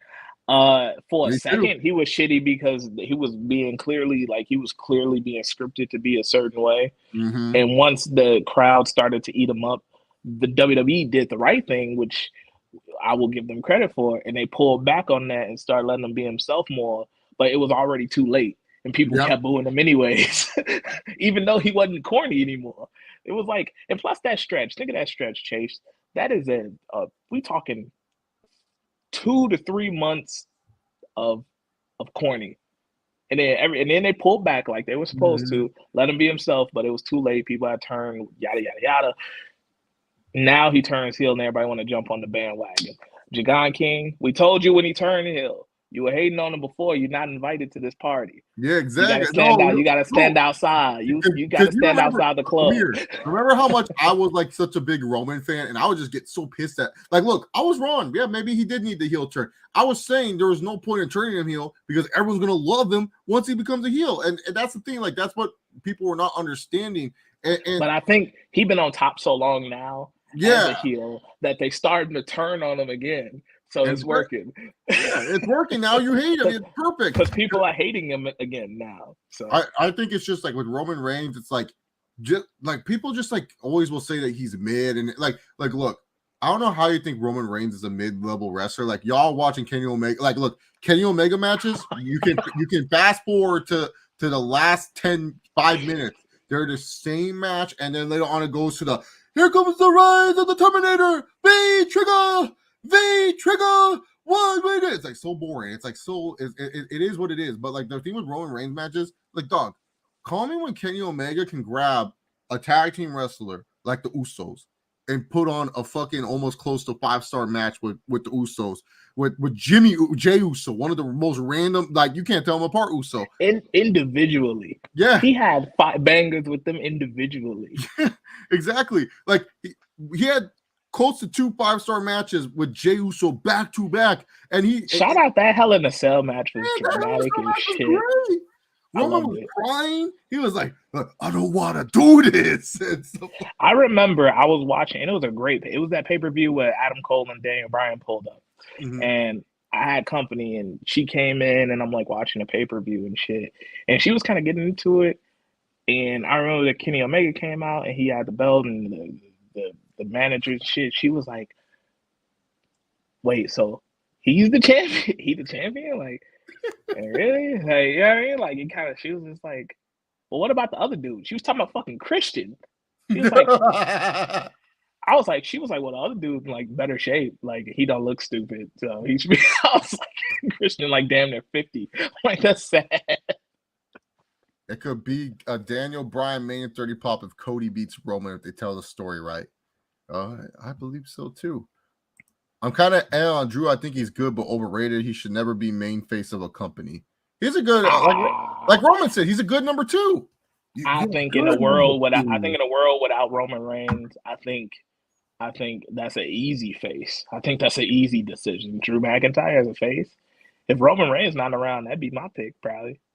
I like Drew. I've grown to like him. Like his run with no crowd really made me appreciate him. I'm like, you know what, this guy, he just I always been on that Drew train, man. But I really want to see him with the belt with a crowd.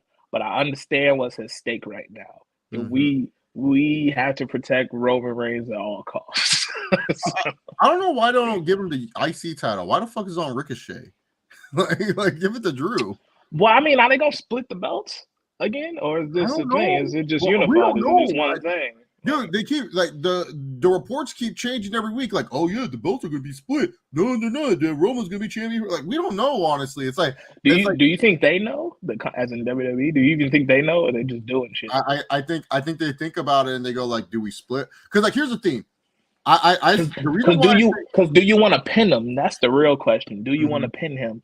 Because you could easily do a triple threat and have the other guy get pinned for one of the belts. You know what I mean? Well, because I've been trying to tell people, why would WWE want to lose money? Because they sell out on those belts, man. Like the belts sell, and people don't realize this. The Blue Universal title has been moving up in sales because of this Roman Reigns run. Like people are buying that and the Roman Reigns side plates together, because that's the belt. Why do you think I bought the blue one? The blue one is for Roman Reigns, bro, because this is the run that I want to remember.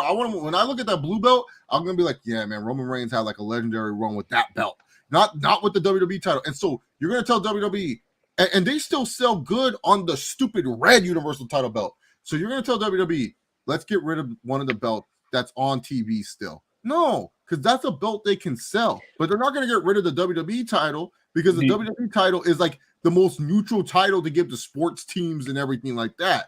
So you can't get rid of that title. Do you remember the triple threat match between Angle, Jericho, and the Murderer at the Mania? They could just do that, where they could put both belts on the line. The first fall is for the one belt, the second fall is for the other belt, and have the other guy pin the other guy, and then boom, he could go back to SmackDown or Raw, whatever you want to send him to. And I think it's an easy way. It's definitely an easy way to get out of this if they wanted to get out of this. My one buddy said what they should do is like a ladder match, and yet someone for the Money in the Bank cashes in, but he specifies that he wants it for the WWE title, so that he climbs the ladder and he grabs the WWE title, and he can do that. And that way Roman don't get pinned, no one that looks bad, but the Money in the Bank outsmarts him. That's what my one friend said, like, because he's a Rollins fan, so he's like, you know what, this is how I get Rollins the belt. He'll win Money in the Bank. And then, my friend's like, yeah, Rollins can lose to Cody. That's fine. But however Rollins wins Money in the Bank, Rollins comes out and he's doing a stupid laugh. He's like, and then he goes like, he cashes in. And then later on, he says, it's for the WWE title. And then they specify that. And then he just grabs the WWE title, walks out. Roman looks confused, like, why does he have my belt? And stuff like that. And then he starts freaking out. But then they realize it was just for the WWE title. Like, just something stupid like that. It's a lot of ways you can get out of that. Or how about this bright idea? Have Roman just fucking keep beating everybody and fuck it. I'm cool with that. I think it's fun. I told people too. Why not? Like people were so upset. Like, oh, well, Roman has to lose before The Rock because they don't need that for the title. It's like, here's the thing though. What does Dwayne want? Because who gives a fuck what y'all want? What if Dwayne comes to Vince and goes, Vince, I want to face Roman Reigns not once, not twice, but 3 times. What if Dwayne wants a Universal title? Rock is unpredictable. And people are saying, oh, well, Rock's movie schedule. I'm just letting you all know, Rock's movie schedule has been the lightest it's been since this man has been in Hollywood. Like, literally, and people don't realize this, they pushed Black Adam up. Black Adam was supposed to come out July of next year, 2023. They pushed it up to like this year. So which means Rock is clearing out his schedule for something. Now, I'm not saying Rock going to come back full time or anything like that. But look, I'm just saying Rock, especially because WWE is now running more stadium shows. And when you're running more stadium shows, it makes a little bit more sense if you want to rush it. Like, because before, people would have problems when like Cena versus Roman Reigns would happen at No Mercy. You're having them at these small arena events. Why the fuck are you not putting that in a stadium? That deserves a stadium. But now Money in the Bank's in a stadium. SummerSlam's in a stadium, UK stadium. We're going to get stadiums everywhere. So, like, the thing is, WWE is going to do these premium live events at stadiums. Rock is going to have a lighter movie schedule.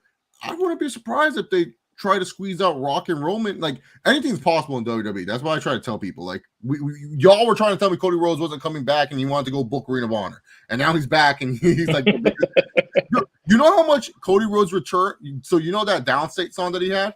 You know how many listens it had before Cody returned to WWE? It only had 700K listeners. I was going to say 500. Yeah. It's what is it looking like now? It's at 8 million for 8.4 million people have listened to the Downstate. So it beat the Miz's theme. Wow. Yeah. Because when Cody Rhodes returned, that night he returned, the plays went up to 1 million because Downstate thanked everyone for listening to Kingdom for 1 million times and for reaching 1 million. And then in these recent few weeks, it's now the #1 song for Downstate on their Spotify. Miz's used to be #1. Oh, the same people that made the Miz theme song is Downstate made Cody's, Miz's, Dolph Ziggler's Here to Show the World. They have the unreleased Seth Rollins song.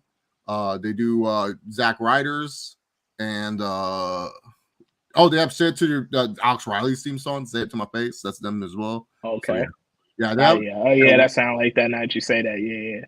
Okay. Yeah, so they have a That's cool. catalog. They have a catalog of good songs and stuff. But yeah, no, like that's the thing that the thing like with Cody, it's like he's a good face, but like the thing is, like we said, we can't let Roman like lose to like the guy from the other So, company. I just know when he does lose, man, it gotta be worth it. It gotta be dramatic, and it gotta be against somebody who gonna move the ship forward. I did not watch the best of AEW Dark, man. Do I still play Dragon Ball Xenoverse 2? I haven't played in a long time, man, but that's a great game. It is. I always like to I always like have these moments where I want to replay games. Xenoverse is one of those games I do want to replay eventually. The Dark Tournament fights, Yusuke versus Sensei, Yusuke versus Yami age well. No, they don't, bro. Come on, man. They don't have any good animation. Compare that to a Fate Stay Night fight. Compare that to like a Boruto fight. Watch a Boruto fight. You're going to tell me that these Yusuke fights, no. Were you guys disappointed by the reaction of Jump Force? Not really. I mean, it is what it is. It's a video game at the end of the day, man. It was cool. I don't hate it, but I was kind of disappointed that it didn't have a story. Yeah, legit story mode. It's like kind of like a lazy one. Hamzat needs more seasoning before he fights Usman or Colby. That's I true. agree. Have him fight who just won, Bilal Muhammad. Have him fight that guy. Attitude Era had cliffhangers that were really good, made me binge watch all the Raws. That's true, man. Attitude Era used to be crazy. With Shout out to that one episode where where Austin threw Paul Bearer down the sewer. That shit is hilarious. I always remember Kai and Ty trying to cut off Val Venis' dick. That's like the one episode I always remember, we're gonna chop the pee. And I'm like, oh my god, no way, and stuff like that. And I really thought Val Venis was not gonna have a dick in the next episode of Raw. How would a prime Robbie Lawler do today against today's welterweights?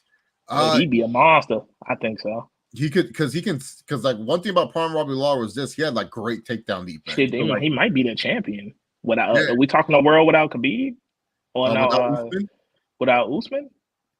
Yeah. Him and Usman would have a trilogy. I would say that. I'll give him that. I'll say. I don't know if he beat Usman. Maybe. Man, I wouldn't. Yeah, no. Prime Robbie Lawler was different, dude. He was stopping takedowns. Like that's the thing. Like I think he beats Covington. I think he beats Edwards. He beat all those guys. Usman the only question mark. Yeah. Usman's like the one where it's like I could see a trilogy. I could see like Lawler loses the first one, but then he comes back and wins a controversial second one, and then the third fight, it's kind of like pick your poison, Oh yeah, the Monday Night War was great. That's why I called the NXT versus AEW thing like a playground fight. It was just like two kids yelling at each other for no reason. It's like, what?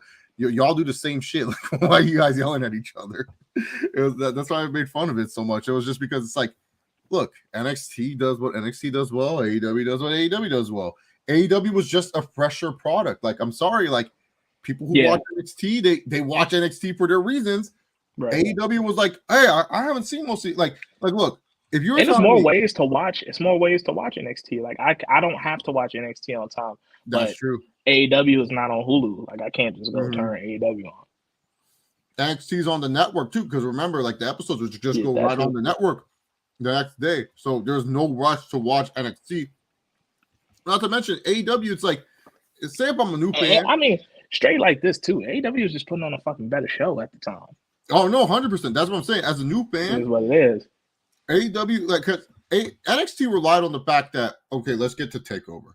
Because if we can get to TakeOver, we can have a great TakeOver match, blah, blah, blah, blah, blah. Like, that's what they relied on. AEW, they could do great weekly shows.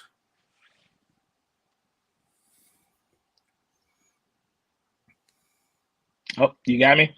Yeah, no, I got you. Sorry, I was responding to my friend. Yeah, I was just responding to my friend real quick. But yeah, no, that's what I'm saying. Like AEW, just put on better shows, more consistent. Don't have to rely on pay-per-views to have good matches. They can just have good matches. You watch Punk versus Goldust tonight. Goldust hit a crosswords and a pile driver immediately after. And people wonder why no one watches these. I gotta watch this, man. CPZ. I would love if you did like a whole breakdown of CM Punk versus Gold. I gotta watch this. Did he hit the Canadian Destroyer? I mean, that's the greatest scene. Bret Howard had all Canada turning on anyone who went against him. Yeah, exactly. Why doesn't Tony Khan just make AEW 1 hour for Dynamite? They literally book everything that matters in the first hour to the point that the hour 2 feels like a whole different show.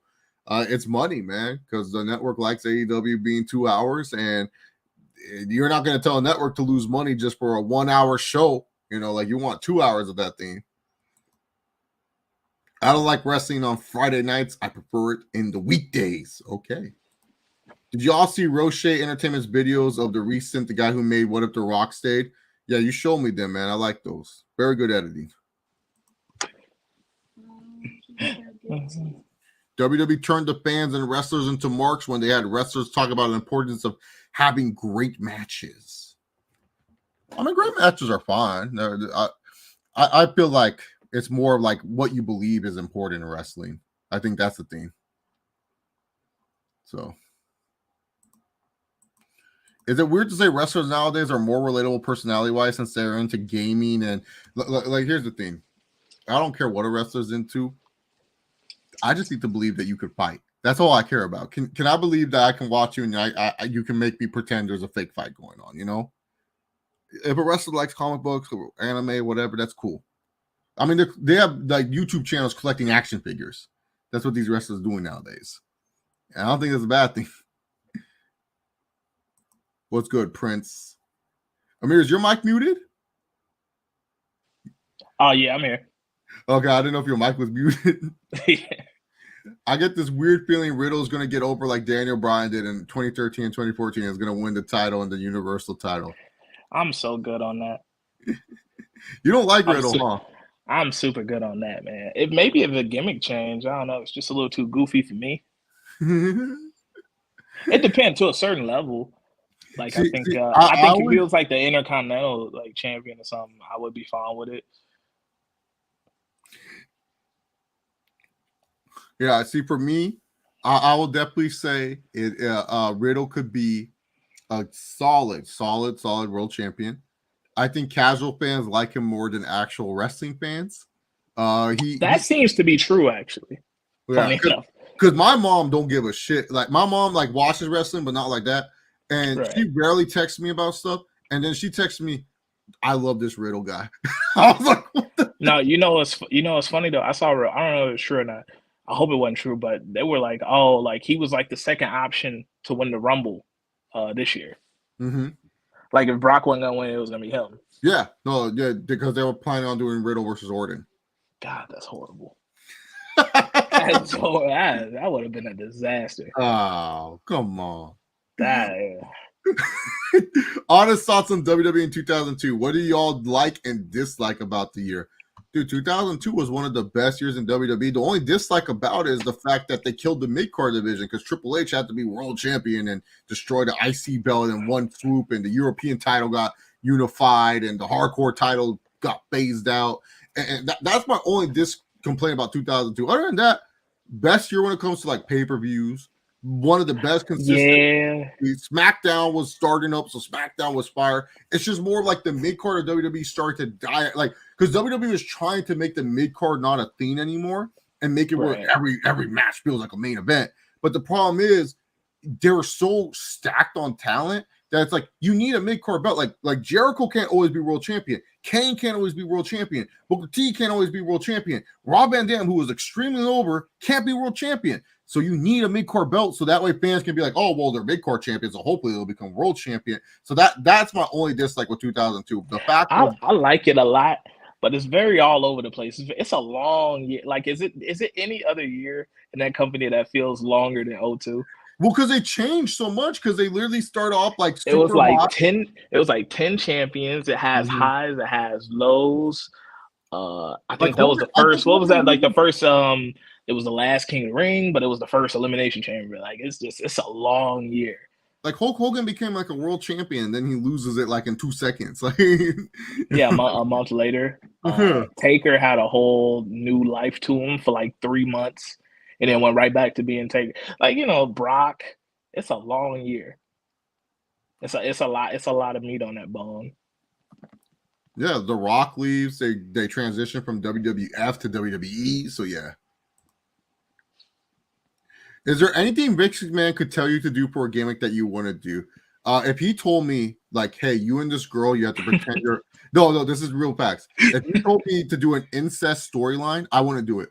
I would be like, that's disgusting. Like I forgot what DVD or like documentary I was watching, but I'm pretty sure Stephanie said that. I could not, even if the girl wasn't my sister, I would feel so disgusted pretending that I had to pretend that this girl is my sister, and I want to, like, like, that's disgusting. Ugh, I can't do, like, I couldn't do that. Like, you could tell me to be gay, I'll do that on a heartbeat. I don't care. I'll be like, yep, if you need me to be a you gay know what guy, I wouldn't want to. You know what I wouldn't do? What? Dance. Oh, a dancing gimmick? All the black dudes dance. I was gonna say, is it because Vince makes them like, yeah. That's the one thing I wouldn't do. I damn near do anything else but dance. No, because that's what I'm telling people. It's like, look, like, I just want to do incest stuff. Like, that's just so weird. Like, it's no, like, I swear I forgot what I was watching, but I swear I saw her Stephanie say like, it's a Vince McMahon documentary. It's a Vince McMahon okay, documentary. So that I'm like for a fact I remember her saying like he suggested it.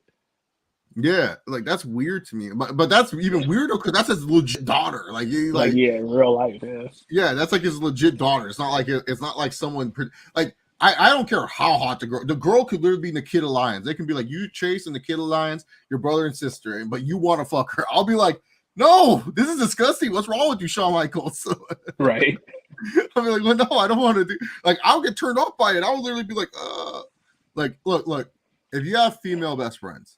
But it's a lot of interviews where people explain like stuff that they were uncomfortable saying or doing on TV, and then he would like have that conversation and kind of convince them. Actually, another gimmick. I want to do Joe Gacy's gimmick because I know that wrestling fans can't separate sometimes reality. They would think I'm that type of person. So I would hate to open up my Twitter. Do you really believe the Earth is flat? It's like, bro, shut the fuck up. It's a gimmick. That's the dude that make fun of liberals, right? Yeah. No, the cruiserweight division needs to be inclusive. That guy, yeah. I like it. He's funny. I like it. No, you people like you, Ameer, get the gimmick. But I'm talking about the fans who don't understand to separate gimmick from the person. They will literally think I'm that person. They will just annoy me on my Twitter, and I'll just open up my tweets to a bunch of nonsense. I thought he was hilarious. I think that dude was hilarious. No, he's good. I'm just saying, I don't want to do that gimmick. I don't want to do that gimmick. Punk might turn heel at Double or Nothing. You mean turn babyface. I'm tired of this. He might turn babyface. Yeah, I'm tired of this. This CM Punk's lame. Who is this guy? Oh man, I'm so happy, guy. I just want to put on the great match. This is not my CM Punk. The fuck are you talking? CM Punk used to be the guy to spit on the microphone. This guy right here is too nice. I don't like it. It is. He's happy, bro. He's very happy. He's actually happy and good for him. But I need the mean CM Punk. I need the CM Punk that spits fire, bro. That's my CM Punk. I don't know what this. Tony Khan needs to lowball him on a payment one week. That's all. It don't take a lot. It don't take a lot to piss him off. No, that's what I told people. Somebody next time you go to AEW, anybody in this chat, go to an AEW show and ask CM Punk for an autograph. That'll do it. A free autograph. Ask him for an autograph and a picture, and make sure you say, "I love your work, Phil," and that'll do it. He'll lose his mind. I always tell people that the one thing with CM Punk right now, I tell people it's the honeymoon phase for Punk because he one of those guys like I feel like Tony Khan don't fear many wrestlers. I'm pretty sure he tells Keith Lee to shut up all the time. Like Keith Lee probably goes, well, Tony, I have a great idea, and he goes, "Shut up." And but I feel like with CM Punk, he like, "Yes, Punk. Oh yeah. Bill, you want this? Okay. Yeah. Bill, did you get your massage after?" Like he's afraid of CM Punk. Like, somebody ask my man for an autograph. That'll do it. You want a heel CM, but you want an angry CM Punk? Ask him for an autograph and call him by his real name. You'll get it. I promise. Call him Phil. That's all it takes. I'm telling you, imagine if I'm just in the streets and I like see Hugh Jackman. I'm like, "What's up, Logan?" Like, hey. Like, why wrestlers like this? It's very strange. It's very strange behavior, like mentality behind it. Remember the old TNA days when Impact would just push James Storms a bunch of time and he never win the world title? Yeah. He beat Kurt Angle. He beat Kurt Angle in like 8 seconds for the belt at one time. Yeah, and then afterwards he lost in like 2 weeks to Robert Roode. Funny enough, that's one of my favorite feuds, man. I Like love in that. from TNA is the Bobby Roode James Storm stuff. Good matches too. With the beer bottle. Yeah, that shit was hard. Like that. Honest thoughts on the WWE versus ECW in 06. WWE should have kept Triple H as a heel and have him win the ECW title in the Hammerstone Ballroom. You want Triple H to die? Like Triple H would have literally been killed. I'm not mad at that. Actually, that's hilarious. That's a good idea, but still, that would have been it would have been horrible for long. Like if they wanted to expand ECW, like they ended up doing, that would have been a horrible idea. But if it was just supposed to be something just to do it, why not? That would have been funny. How excited are you on the scale for the Forbidden Door on a scale of 1 to 10? Like a 6? I mean, like it's at the United Center. I'm like, I got something better to do that day. No, because like here's the thing. I say it's a 6 because I've seen a lot of New Japan guys wrestle these AEW. Like, look, I'm sorry, like some of these younger cats that everyone loves in AEW. Like I tell people, Wheeler Yuta, for sure he became a star for AEW. The dude looks like a character on How I Met Your Mother. I'm sorry. Like I look at Wheeler Yuta, and I'm like, man, dude, he looked like he missing the sitcom type of thing. He don't look like no wrestler to me. Danny Garcia, I'm pretty sure, cool dude outside the ring. He seems like a cool cat. Wheeler Yuta's in he with Regal now, right? Yeah, he's with Regal, but if you look at him, he looks like a sitcom character. He don't look like no wrestler. Yeah. I thought he was a manager. I didn't know he was a wrestler. I thought he was like, was he a corner man or something? He was, yeah, corner for the guy. Friends, yeah, for the best friends. Okay.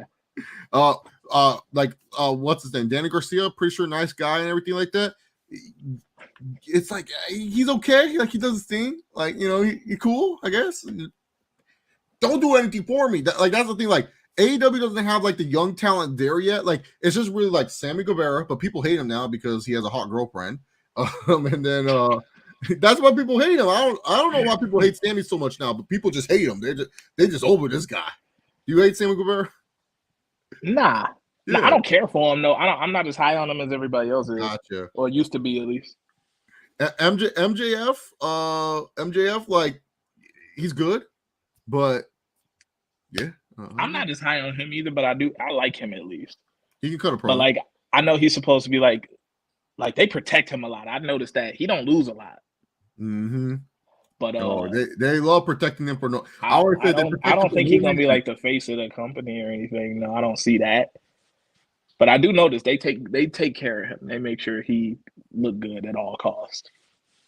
Thoughts on grotesque Cody Rhodes when he wore the face mask and put paper bags on? That's one of the best characters he had, to be honest. I liked it. Yeah. I think that was the best thing he ever did until now. Until this run, I guess. My favorite year for reviews was 2015. Whatever my last consistent year was, because I was just like on fire. I didn't care what anyone said and everything like that. 2011. 2011 is the magical year, yes. It's a weird year. It's weird to say Sasha Banks has had more memorable moments as a face on the main roster than a heel. Yeah, why did they make that episode of WWE Evil on her? That made no sense. Just to have you gotta have a female in there. Yeah, that's true. That's not Stephanie.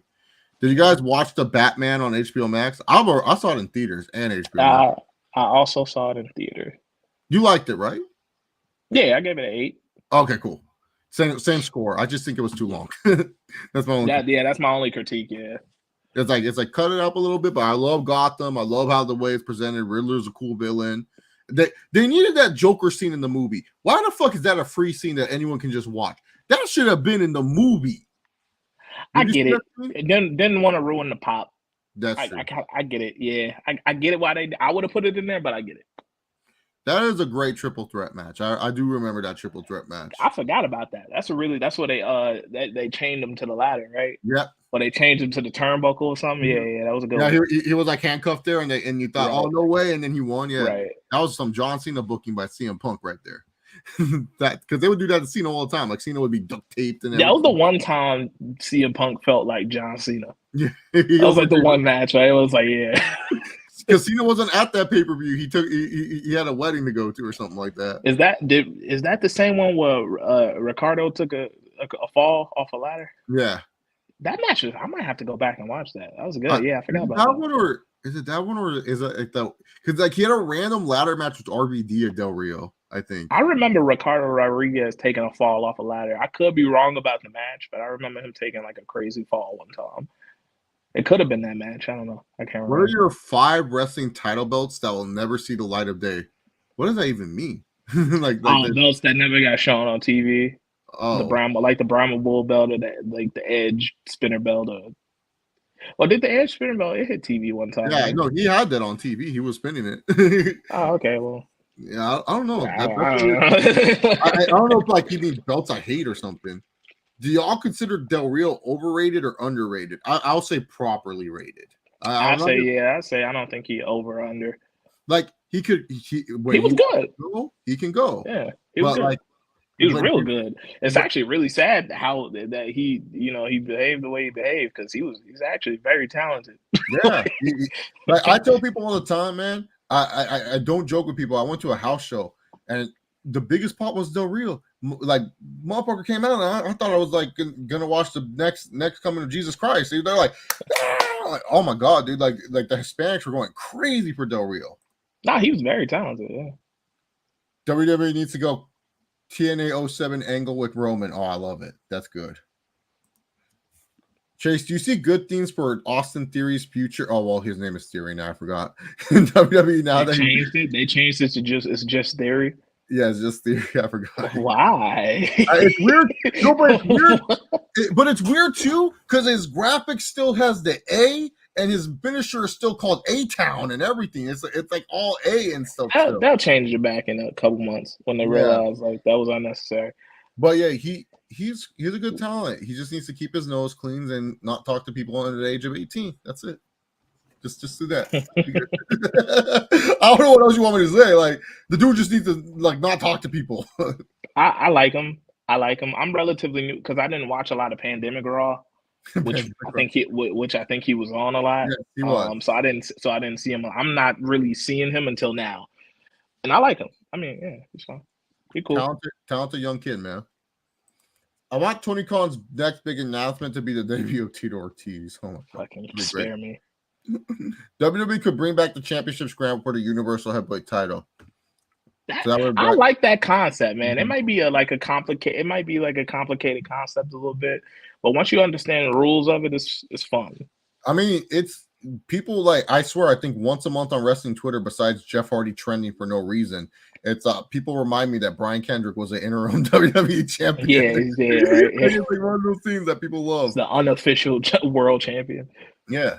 Do you think WWE could borrow a page out of Impact Wrestling's book to have Roman issue a champ for champ challenge, meaning a select superstar can compete for a championship of their choosing? Why would Roman want that? Roman wouldn't want to fight anyone for no reason. Like you have to give Roman a reason to fight. Right. They could do that as some sort of filler pay-per-view or something. Cause yeah. Buddy Murphy has a downstate theme. Why the fuck? If I'm downstate, Buddy Murphy coming to me, I'm gonna be like, look, bro. You got to be at least like former Intercontinental Champion status to get a downstate thing. I'll make it where it's like, yo, you want a downstate theme on the indie? You got to be a bigger star. Like Buddy Murphy? No offense, like guy can wrestle. That's cool and all, but what the fuck are you doing in AEW? Everyone tell me that. I remember the one AEW show I did go to. Was he there? The downstate played him out to the ring. Actually, no, that was Cody. Yeah, that's what I'm saying. Yeah. Oh, I thought you were talking about Buddy Murphy. I'm like, Buddy Murphy ain't getting downstate to play for him. Revolution. Yeah. Yeah. He went against MJF. Yeah. That was a good match, too. Roman Reigns, Cody Rhodes, best scene in WWE. Cody versus Roman needs to happen. Epic feud. Okay, so if Roman is supposed to lose to Rock, do that. Cody as a backup, though, since he's hot right now. So you have to. I think he'll stay hot, too. Pre-USADA Hendricks versus top 5 welterweights, dude. Like pre-USADA Hendricks was knocking fools out with that right hand. He winning against all these fools. All these fools are not going to stop Hendricks with all these steroids. Pre-USADA Hendricks was different. He was scary. I tell you, man. People think I'm joking when I say this, but this guy was murking guys with the right hand like no other, man. He was a scary. He damn near beat GSP. Yeah, GSP was like scary. GSP had to retire after that. He said, nope, these guys taking steroids and shit. Thoughts on Pretty Deadly from NXT UK become the new NXT Tag Team Champions? I like their promos. I think they're funny. Good tag wrestlers too. I think they're underrated. I don't think people don't watch them as much. But yeah, their promos are funny. Like I think they have something going for them. How far will they go? I don't know. Is it just an NXT gimmick? Most likely, but still. But good tag team. I think they're good wrestlers. Chris Middleton has a sprained MCL. Oh shit. Oh no. Oh god. Yo, who won that? Probably. Let's See. see. Bulls. I think the Let's Bulls. hope so. Let's hope. Let's see. Wow, we won by 4. Yeah. 4? Oh Jesus. Hold on, let me see. Real quick. Let's see. DeMar DeRozan, 41 points. Patrick Williams MVP Rosen is back. Nikola Vucevic, 24. Zach LaVine, 20. Alex Caruso, 10 assists, 9 points. What's with Lonzo Ball? He is hurt. I think he out for the playoffs. Some sprain or something. I can't remember exactly. Because I feel like if you guys had Lonzo, you guys would be more competitive. He's great. Lonzo's mad underrated on defense. Yeah, I like Lonzo a lot, man. Like him and Giannis were crazy. Giannis, 33 points and 18 rebounds. Jesus my God. What a monster that guy is. My God. Chase, what hurt you more? Anderson getting KO'd or Chuck getting KO'd? Bro, when Anderson Silva got KO'd, I was crying, bro. Because like Silva sucked. That one sucked. Yeah, because like he was dicking Chuck Liddell. It was just like he got knocked out in a fight. That happens. But Silva was dicking around, and then that's how he gets knocked out. And it's like he never recovered. Because it's harder to take that because it's like, man, if he was serious, he would have. You know what I mean? And then when he was serious, he broke his leg. Plus, Liddell got knocked out by somebody I like. So I wasn't like tripping about it. He got knocked out by Rampage. So and also too, Liddell got knocked out in Pride and shit like that. It's not like this was like Liddell's first time getting knocked out. It wasn't like a new thing. Yeah. Who remembers Colin Delaney from ECW? Yeah, I do, man. He was cool. It's that real skinny guy that who was he like beefing with Tommy Dreamer? Yeah. Yeah, I remember him. Yeah. Don't care about Rhea Ripley heel edge faction. Why not? I'm liking that actually. Yeah, I'm not mad at that. I'm feeling it. Edge finally decided to do something new at 50. I think it's good for Priest. He needs something besides like he's a cool guy, you know. Yeah, just being Bad Bunny's friend. Being Bad Bunny. That was his gimmick. Like oh yeah, he knows that. Dude with Bad Bunny. He just walked to the ring with Bad Bunny. Chase capping on these Yu Yu Hakusho takes. I'm just saying, man, go watch a Fate Stay Night fight. Did you watch one? Because if you watch a fake fight, then you're going to tell me that Yu Yu Hakusho is on the same level. It ain't. Just watch Berserker versus Saber and Archer, bitch. Just watch that, man. What were your thoughts when TNA was trying to shove Hernandez? I hate Supermax. Supermax is one of the worst. You did like Hernandez? No. And Hernandez was so stupid. He could have cashed in his TNA Money in the Bank. He had that Beast or Fired briefcase. And instead of waiting until like AJ won, he cashed in to make it a fatal 5-way. And then that's when AJ won the title, and because Sting was all like, "Oh, AJ, you deserve to be champion," and then he just jumped in. That's like, I liked Hernandez. I like him at the time. I hated Supermax. Like Supermax was such a dumb gimmick. And man, that fucking that raises edge he used to do.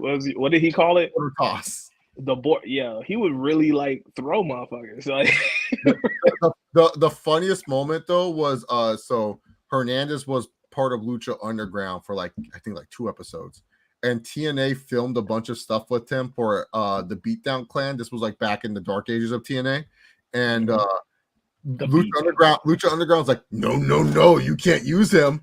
So TNA could not use Hernandez in any footage, but they filmed a bunch of matches and segments with him. So at like one random ass house show, they redid all the Beatdown Clan segments.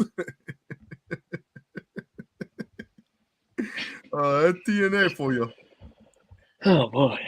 Roman doesn't have many credible challengers left for him, so if he goes another year with the title, by this time he loses, I wouldn't care because he's beating everyone. That's not true. He doesn't follow the Raw guys. That's not true. We got, first of all, rematches are a thing. Secondly, storylines are a thing, and rematches are a thing. They could stretch the hell out of that. He could do Cody. That's 3 pay-per-view matches. You could probably do 4 pay-per-view matches with that. You could turn Miz into a baby. Do that. Kevin Owens is hot all over again right now. You can do that. You can do Rollins again. You can never go wrong with that. And boom, that's a year. That's a year's worth of stuff right there, depending on how they stretch it. So by the way, this is not the final question we're answering right now, but this is the final question that I'm going to go to in the Q&A portion. So whatever question you guys ask now, wait until Saturday. Me and Philip M6 will be on the channel. We will answer whatever the fuck you guys have. But this will be the question that ends it all. So if you guys type in more questions, I apologize. We ain't going to answer too much because we got to sleep, and also too there's some good ones left too. There's a lot of good ones left. I got to just make sure I remember where the fuck I'm at. Oh yeah, give me G2S versus GTS. Who's G2S? What is this? Meant to type Adam Page, not Adam Cole. Oh, from earlier. Just went to Wingstop right now. They told me my order would be ready in 15 minutes, and it took an hour to make it. Should I make a complaint? Yeah, why not? Yeah, that's free chicken right there, dude. Yeah, dude. Yeah, like, look, people will say it's being a Karen. It's called being smart, bro. Like, don't, as long as you're not mean, just be like, yo, you guys told me, like, oh my God. Like, I remember one time I ordered from Chipotle. I ordered like the 3 tacos. They only gave me 2. I called them like, oh yeah, I ordered like 3 tacos, but I only got 2. And the lady was like, oh, and I'm like, but yeah, I still want the order. Is there any way I can like pick up the extra taco like tomorrow or something? Because like I was already home. And she's like, wow, you're like the nicest customer. She's like, you know what? She's like, just come in tomorrow. I'll make you a new order of 3 tacos for free. And I was like, okay, cool. And that's what happened. So as long as you're cool, that's all that matters. Like, I don't get pissed about it. I was like, okay, cool. I got free tacos out of it. So what did you all like and dislike about CM Punk WWE run post pipe bomb? I like that he was world champion. I like that he was featured. I like that he got good merchandise that was wearable. It wasn't like focused on like his hand wraps or being straight edge. I think the thing I don't like was just the fact that sometimes he was inconsistently booked. Sometimes his storyline, like his dream match storylines all stunk. Like the Jericho feud was like kind of like a mid feud, to be honest. But other than that, and I didn't like the Bryan stuff. But other than that, he was a good champion. He was a good man. The Bryan stuff? I like the Bryan stuff. I didn't like the Mania match with Jericho, but I like the Extreme Rules match. Yeah, no, I just didn't like the AJ Lee stuff. It was like kind of like a weird story. I didn't like yeah, I forgot about that. Yeah, the matches were I'm not saying like the matches were. I'm talking about like the storyline. It was just like not my cup of tea. I was just like, I like that he was featured so heavily. The only thing I could say I dislike is that he didn't main event, which is kind of a petty thing. But I thought he should have been. I thought he should have been going last. Who would be more petty, CM Punk or Bret Hart if they signed that 20-year contract? Is it still Bret, or would Punk beat him out? I'm mad that that's like a good question. I don't know. Okay, I'm gonna say Bret. Yeah, because CM Punk would have just quit. He would have been like, I'm walking out. Yeah, I agree. Yeah, he would have just quit. He just would have not shown up one day. So, what are your guys' impressions on Zach Gowen? He was there. It was a guy. Yeah, shout out to his match against Big Show. Ameer, have you ever seen Demon Slayer? Yeah, I haven't picked it back up, but I forgot. Yeah, I got to figure out where I was at actually. But it's a good show. I like it. It's crazy. Yadam King's big into it. He used to not be, but now he is. Dominic Dustin Rhodes Mysterio looking a little different here. Oh, what the heck? He looked like Dominic Mysterio Goldust? Yeah, he did kind of. He was wearing some blue. He was wearing some Dominic Mysterio gear. You looked weird. Punk versus Brock is so underrated. That's a really good match that people don't remember, which is weird. It's really good though. SummerSlam match. Yeah. Good match. Yeah, good match. I like how he hit him in the balls. And he said, no cups here, UFC boy. No, because here's the thing. That pay-per-view is very underrated, man. Like you got I gotta go watch that. Yeah. Punk versus Lesnar, Cena versus Bryan, Christian versus Del Rio was a banger. What else is on that pay-per-view? Orton cashed in, right? Did Orton do anything earlier in that show? Was he even on the show? I don't think so, No. Was Roman What was Dolph doing? Dolph was hot around that time. What was he doing? Oh no, Dolph was stuck in the shitty feud with AJ Lee, so it was like a mixed tag match with Big E or something. Yeah, Big E and AJ Lee versus Dolph and some chick. That's the only Caitlyn. I want to say Caitlyn was a thing. Maybe I remember Dolph being hot around that. Let me look at the SummerSlam 2013. I know I remember liking that pay-per-view though when that wasn't Dolph versus Jericho, was it? No. Or was that the year before? That was the year before, yeah. So SummerSlam 2013, the dark match was Rob Van Dam with Big Show and Mark Henry defeating Dean Ambrose with Seth Rollins in the Shield for the United States title, but it was by disqualification, so Ambrose remained champion. He went on crazy. He went on that. He never defended that belt, but he was the champion for like a year. The Ring of Fire match, Bray Wyatt, your favorite of all time, Ameer, taking on Kane. Terrible. That was his first match, wasn't it? Yeah, it was his first match. Yeah, I remember that not being too bad. Well, it was Kane. Kane knows how to wrestle. Let's see. Cody Rhodes taking on Damian Sandow. That was probably decent. Del Rio defeating Christian. Can't remember it, but I'm sure it was fine. Natalya defeated Brie Bella. Probably terrible. Brock Lesnar defeated CM Punk. That was good. Dolph Ziggler and Caitlyn defeated Big E and Langston and AJ That's Lee. crazy. You remembered that. That is insane. And Caitlyn. No, because like I always remember because like AJ. So AJ's on the poster. Because I like that SummerSlam poster because it's a roller coaster, and I was like, okay, yeah, I remember that. Yeah. What did Ziggler do? And like, I'm like, oh yeah, he was in that tag match, and I remember Caitlyn was the thing. I think this one's also famous because Caitlyn has a nice little nip slip that happens during this match. Or okay. Like Daniel Bryan defeated John Cena. Good match. And then Randy Orton defeated Daniel Bryan. That pay-per-view kind of go under the I remember when that happened.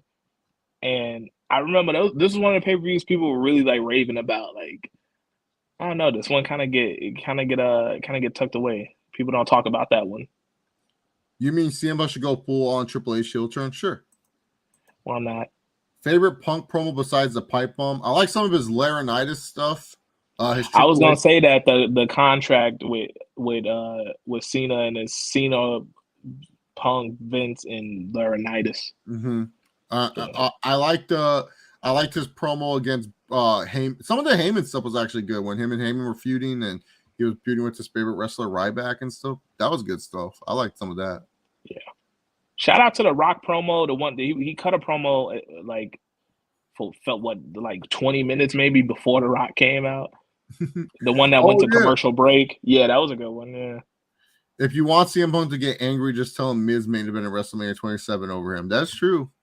He's still bitter about that. Triple H heel promo on the ECW crowd would have been hilarious. I would have loved it. Thank you on Wheeler Yuta point. I've been the only one saying this. He's bringing down both Mox and Brian being associated with him. No, like here's the thing. I don't think the guy's a bad wrestler. He just looks goofy. Like I just don't see him. Like I'm just like, when did he start wrestling? Like, what is this new? Is this recent? Did he just start? Because I swear he was like a towel boy. See, that's my only confusion. It's like, okay, so I could have sworn he was like not even a manager. He was a corner man. It's two different things. He had like a water and a towel. And now he's like a champion, right? He got a belt, don't he? He's the ROH Peer champion. Peer. No, but damn, that's what they vacated that belt in like 2005. They brought that back. Yeah, because of Jonathan Gresham. He was the big Peer guy. You know Gresham, right? Yeah. Yeah, I know who he is. Yeah. Chase, do you think Bray Wyatt will come? Well, I don't care if you know what, Damian. I'm good on Bray. I hope the people who like Bray Wyatt get to see him again. I just won't care for Bray Wyatt. Go to TNA. He could be the fucking man in TNA. No, Moose is the man. They have Josh Alexander. They've been pushing that guy forever. He should go to TNA. Don't go anywhere on anything that I'm gonna actually watch. I hate Sammy because he's cringe. He is kind of a goofball, but he's young. I don't care for him. He don't talk a lot, right? No, he talks too much now. Oh, he do talk now? Yeah, no, like he cut a promo. He's like, I do what I do. That's literally. He's like, I do what I do. Like I'm going out there doing sentons, killing my back, but I would do it for you fans. And it's like terrible promos. They're not even. And I think the cue card thing has run its gimmick. Like he just comes out. So they're trying to push him to be a good guy now. Well, because like I don't get his theme. He was like, I left the inner circle before. I'll do it again. It's like, how's that a friend? Like you're the one that was fighting for the inner circle to stay. Right. Like you're a weird dude. Yeah, I can see that. He inconsistent, man. WWE Evil should have had Charlotte Flair since she's a consistent heel than face. Yeah, that's true. And it would have been a better documentary too. Do you remember Triple H versus Sledgehammer match? Triple H versus Nash in the Sledgehammer match? Yes. That's one of my guilty pleasure matches. I love that. I didn't think it was that bad. I remember I love that match. I was like, this is not as bad as y'all are making it out to be. I love that match. Like it was so great. That was definitely the best Kevin Nash match in a long time at that point. No, because I tell people, man, there's guilty pleasure matches, and that's one. I'm not trying to say the match is good. I'm just trying to tell you, I personally like the match. If you personally like a bad match, you personally like a bad match. This is my personal bad match that I like. It's great. Triple H sells it. I really did not think that match was that bad. I think it's good. I mean, what are you all expecting from Kevin Nash, man? Come on. Right? Yeah, literally. It's been 10 years. And Triple H at that point, shit. Yeah. No, Triple H was still good. He was still going. Because he was doing the Undertaker shit. So he was still in the Undertaker mode. It's been 10 years since Brock Lesnar returned to WWE in 2012. Time flies. I was a freshman in high school 10 years ago. Bro, I was in college, man. I was like sophomore in college. I was like, man, dude, I have to deal with this shit. Like, Lesnar returning is still the craziest thing, man. That was a good time, man. The Rock was back. Brock was back. CM Punk getting a crazy push. Jericho was around. Dolph Ziggler was getting a crazy push. Del Rio was hot. It's a good time. ROH was still a thing. TNA was still a thing. That's the thing, because I've been in this, I guess, community, if you want to call it, for a while. And around that time, people were slandering all of that shit 10 years ago. And I was one of them. So.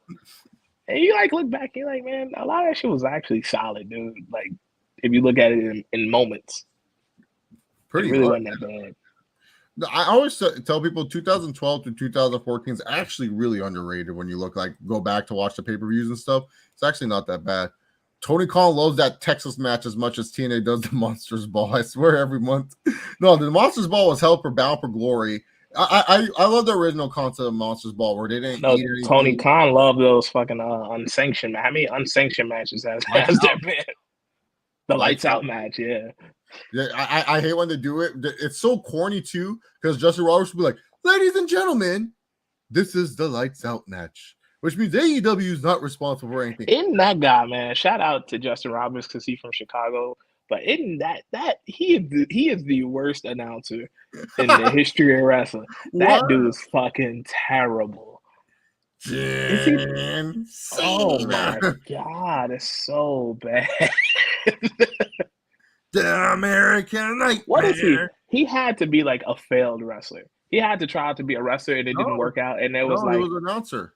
You could do this. Really? He never tried to wrestle? No. He was always an announcer. Yeah.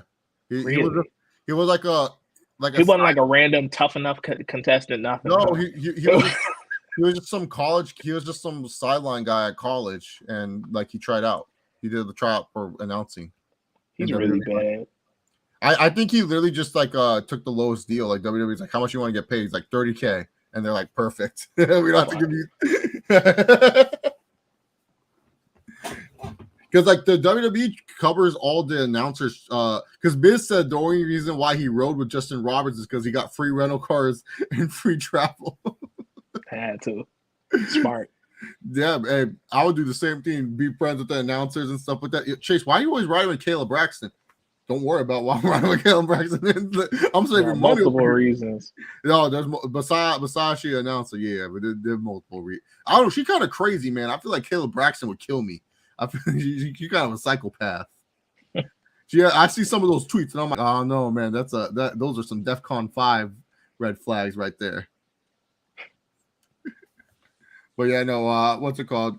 The Monsters Ball used to be great. 10 years ago, Anderson Silva and GSP were at their peaks. Yep. 3 years ago, what are you trying to say, Young Gunkin? God damn. Yes, we know the big three. You love the big three. You can't even name me one thing about fucking Bleach, bro. Or One Piece. I don't know shit. I'll watch one episode of Bleach and tapped out. It's gonna be 10 years since Pac-Man got killed by Mark. Dude, that was crazy times when Marquez knocked out. I remember going to school the next day and everybody was just like, "Bro, did y'all see that?" Yeah, because that was like we thought Pacquiao was dead, bro. That was one of the weird fights that happened on a Sunday. I remember that, dude. And you know what's even crazier too? People were starting to drink their own piss because remember Marquez? They did the 24. And he was showing he was drinking his piss. Yeah, everyone was like, "Oh, I guess I have to drink my own piss." I was like, "Bro, what the hell's wrong with y'all? It does nothing." Would you like a Money in the Bank to take a Feast of Fire approach, and the fire briefcase is actually a shoe in to get released? Dude, you know how many fans would be so pissed? How dare you? How dare you give the fire briefcase to this picture? I think the only time they would cheer up is Mustafa Ali. That should be Mustafa Ali's gimmick. He's trying to get fired. That's not a bad idea. Yeah. It's not a bad idea. I like it. I like it. I'm gonna go. I like it. That get crazy pop. If you do it in front of the right crowd, it had to be like Chicago, like Philly, or one of those like real nerdy crowds. Yeah. Can you imagine Ali? He's just sitting there. He's just waiting for the briefcase to like be revealed, and Ali, you get fire. Fans just pop. He should pop with it. He should be like, "Fucking." I like it.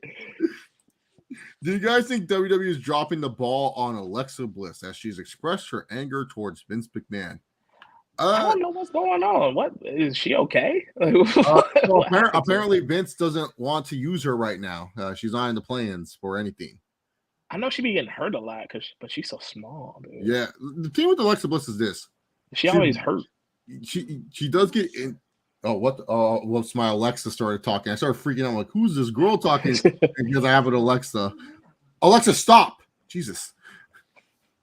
So the thing with Bliss is that she is very she's talented. She can act. She has range. She can do a lot of different things. It's just right now, her role. It's like when you compare it to Bianca, when you compare it to Sasha, when you compare it to Naomi, when you compare her to Charlotte, when you compare it to Becky, where's she ranking all that? I mean, even if you compare it to Sonya, where's she ranked there? Like, so you looking at this as like, okay, this is more right now. It's more worker based. Yeah, it's a worker based type of thing. It's not like it's not like we need Alexa Bliss right now. And Bianca Belair is like so above and beyond like whatever talent you see in here's the thing. You're gonna really sacrifice Bianca Belair. I remember the internet tried to get down on me and get busy on me because I said Alexa Bliss was better than Bailey, and she still is. Goddamn, I'd still stick by. I mean, this is when they were both. Excuse me, in NXT. Yeah. Oh, NXT. And I was like, Alexa Bliss is gonna be the one that get the push. And actually, I was actually right. She got the push first, at least. I personally she got pushed way harder. She got pushed way harder than Bailey. I always felt that Bliss was going to do well for like 3 reasons. One, she's a former bodylifter. A lot of people don't realize that about her career was that she was like an Arnold Schwarzenegger bodylifter. She has a body that Vince likes. 2, she's blonde. I don't care what anyone says. It's just one of those things. Blondes are just naturally attractive. Like it's just like what, like even if like you could say like, oh, I look at Mandy Rose. A lot of people will say like, oh, she's probably the hot. Liv Morgan's blonde and everyone loves her and stuff like that. It's just like an easy, attractive thing. It's like one of those safe bets where it's like, get a hot blonde, they're gonna do well. And 3, she can actually cut a promo. A lot of the girls could not cut a promo. Like you saw Bailey try to cut a promo back then. Oh my god! And next thing she was like, oh well, you guys think that I'm not ready? Bad. Well, I'm here and I'm ready to hug everyone. It was like terrible. Alexa Bliss was like hyping up Buddy Mercy and Wesley Blake and doing a good job at that. So once I knew she could cut a promo, I knew she was going to be fine because that's how she is. And she's always improved. Like, I'm not saying Alexa Bliss is a world beater, but like she can at least go. But the thing is, in today's wrestling and just like what they're trying to push, Bianca Belair and Rhea Ripley, they have everything that Alexa Bliss has, but better. Like Bianca could cut a good promo. Bianca has way more personality than Alexa Bliss. I personally find Bianca a lot more attractive than Alexa Bliss. I always say with Alexa Bliss, the attractiveness only goes so far because when you see her, she's like a lot of girls that you see at the gym. It's not like Bianca's like a one of a kind. Like, oh my god, like this is like a unicorn type of lady. Like you ain't gonna see a Bianca Belair everywhere. Rhea Ripley, you ain't gonna see that type of look everywhere. You know, it's like Alexa Bliss, very generic Starbucks. Like I went to the gym, now I'm getting Starbucks look. You know, it's like. Right.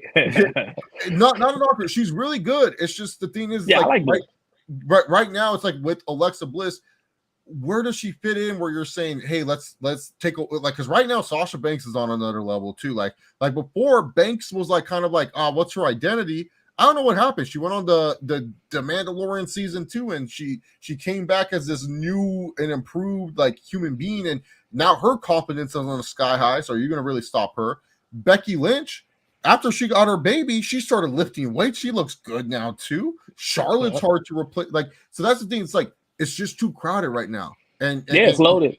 And the thing is like Mandy Rose probably took away what Alexa Bliss should be doing, which is being in NXT, burying all the NXT chicks that she's like NXT Women's Champion. You know what I'm saying? Like, and she's doing a good job down there too. Oh no, she's. I don't think she get enough credit. That because a lot of people, especially when they like a lot of girls who are like cute like that, they get like a lot of flack for like not trying to get better. Mandy Rose, you can tell she's trying to get better. No. She wants to be good at it. Yeah. Mandy Rose is a competitive. Like you can tell when someone's like competitive. She's just like a natural competitive person. Where it comes down to, she kind of remind me of Trish to a certain. Like if you look at Trish early stuff, she's really bad. Like 2000, 2001, Trish is really bad. You look at 02, 03, 04, Trish is like she can go. Yeah, that's Mandy Rose. Like Mandy Rose is one of those people where it's like, you know, they like one really great look, but two, it's like one of the things where it's like they really need like you. The thing with the women is this, and she's committing. She dyed the hair. She turned heel. That's what I'm saying. Like you need those type of women that are competitive, and that's the thing with Mandy Rose. She's a competitive person. She's going to be someone where she wants to compete to be like she treats herself like. When she's clocked in, she's treating it as like, oh, I'm gonna be the best female wrestler. When she's off the clock, she's just eating donuts, she's doing her thing, but she's a natural competitive person, and that's when I knew Bianca Belair was gonna be successful. Was like they had this WWE Combine, and Bianca Belair, like some woman beat her in like the broad jump. I forgot which lady it was. Some lady beat her in the broad jump, and Bianca Belair gave this woman a death stare. I was like, what, man? This is a broad jump, and Bianca was like pissed. And then I just remember she like put her hair like tighten up her fucking ponytail, and I was like, oh god, she really wants it. And that's when I was like, yeah, dude, Bianca, whatever you think about Bianca, I don't care. Sam Roberts, you're a fucking idiot. I literally said this woman. No, I literally was like, this woman's going to be a huge star after that, because I'm like, this woman is getting pissed at a broad jump. I can only imagine like how pissed she would be if someone was like. I don't know. Some people you just kind of look at, and I'm like, yeah, she gonna be a big deal. Yeah, I did the first time I saw Bianca Belair. She wasn't champion or anything. Her gimmick wasn't down pat. Yeah, I was just like, you some people you just look at. Yeah, and you're just like, yeah. You know who that is right now is Roxanne. I really like that Roxanne that they have. She I know who you're talking about. Yeah, trained at Booker T school.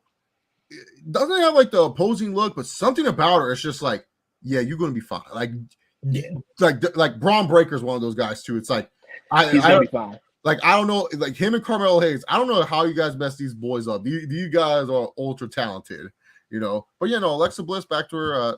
Hey, look, it's just not her time. Deal with it. Who are some of the stiffest WWE wrestlers today? I don't know, man. I think they got rid of all those guys.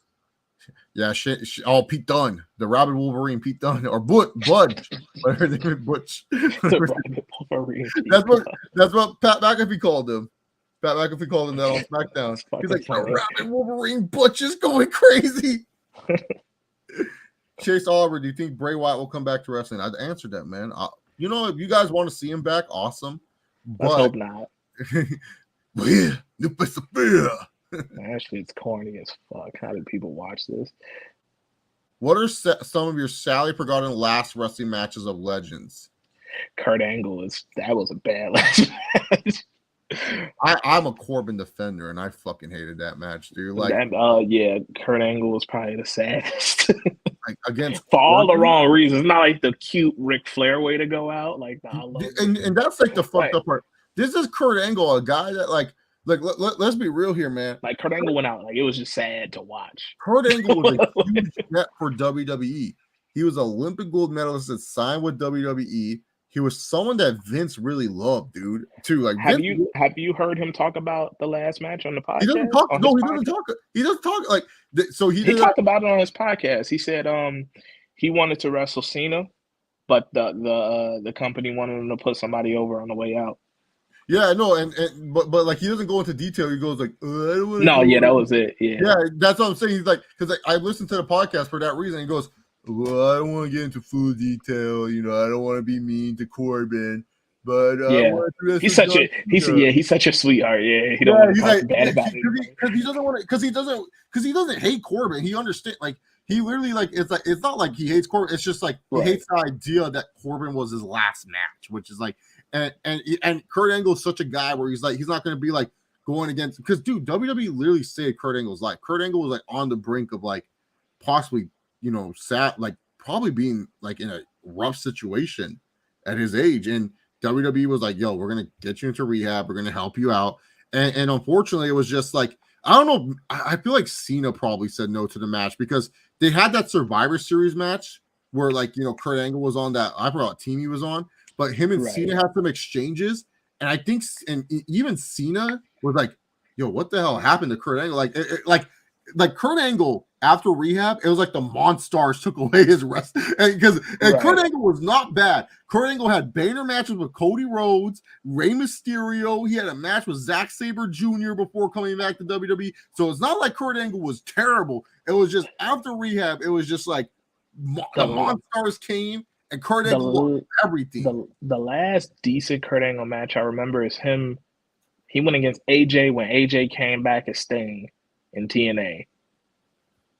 Remember, AJ came back to TNA and he was pretty much Sting, and they had a pay-per-view match, and Kurt Angle won that match for some reason. Real weird. And that was the last time I remember. Like that's the last time I remember. Like feeling, oh, this is Kurt Angle. Like vividly, like that match in specific. Like that was like everything after that was just kind of weird. Yeah, no, because like to me though, it's like that's the thing with Kurt Angle is just that he just lost a step, and I'll like look, Kurt Angle's one of my favorites. I'll never talk negatively about like negative like that like about him, but yeah, it was just the time, and I really felt Cena was the reason why that match didn't happen. Like, and they haven't told Kurt that because it would just break Kurt's heart. Like Vince is so afraid and like to tell because Kurt loved Cena. He inducted him, didn't he? Cena inducted him, right? Yeah, because like that's the thing that's what I try to tell people. Just watch that Survivor Series match again, and you can tell it's like when The Rock lifted up Roman Reigns' arm at the Rumble, and he gave that face where he's like, huh, like why did God damn, they don't like you. That's one of my favorite moments, and you can tell Rock just hates being there, and then like the awkward WWE afterwards, like Roman's like, it don't make it any better either. Not only did people not want Roman to win. On top of that, the match, like the match could have saved it. The match itself could have saved it, but the match itself was horrible too. Dude, they had Big Show and Kane taking out everyone. I was like, what the? That was a bad match. Horrible. Hey, let's get through these. I'm on 4%. No, you good. Let's see, Jobber Jacket Chase and were my fave times. I miss Chase Wyatt. Do you guys watch MLW Fusion? I don't have time for that, to be honest, man. To be honest. And the last question of the night. You think anyone can dethrone Adesanya at middleweight? At middleweight? Nobody I can think of right now. Nah, middleweight's so slim. Like, look, if someone like Cannonier maybe has knockout power, maybe he can like get lucky and knock out Adesanya, but no one else right now. The only guy is the guy who knocked him out in K1. He's in the middleweight division right now, and he's like undefeated in UFC. Alex Pereira, I think his last name is. But thank you, Ameer, for coming on to this show, spending a wonderful, fast 2 hours. We killed it. Yeah, right. Yeah. Yeah, we killed it. I'll see you guys Saturday. I'll let you guys know the time because Ameer has two big games tomorrow and Saturday. He needs to help me win the Memphis Grizzlies and stuff. But yeah, I'll let you guys know. Thursday there's no Q&A because the Timberwolves are playing, and I have to pay attention to the playoffs at all times. Go Bulls. Yeah, Bulls in 5. Let's do it. Yeah, I got Timberwolves in 6. No, Wolves in 5, baby. We're gonna beat them twice at home and then beat them in Memphis. Fuck them. But yeah, no, Wolves in 6. But yeah, Saturday we'll be on. I got to just work it out with Philip what time he wants to get on. But yeah, that's pretty much it. Thank you guys so much for coming in. I'll see you all in the next one. Peace out.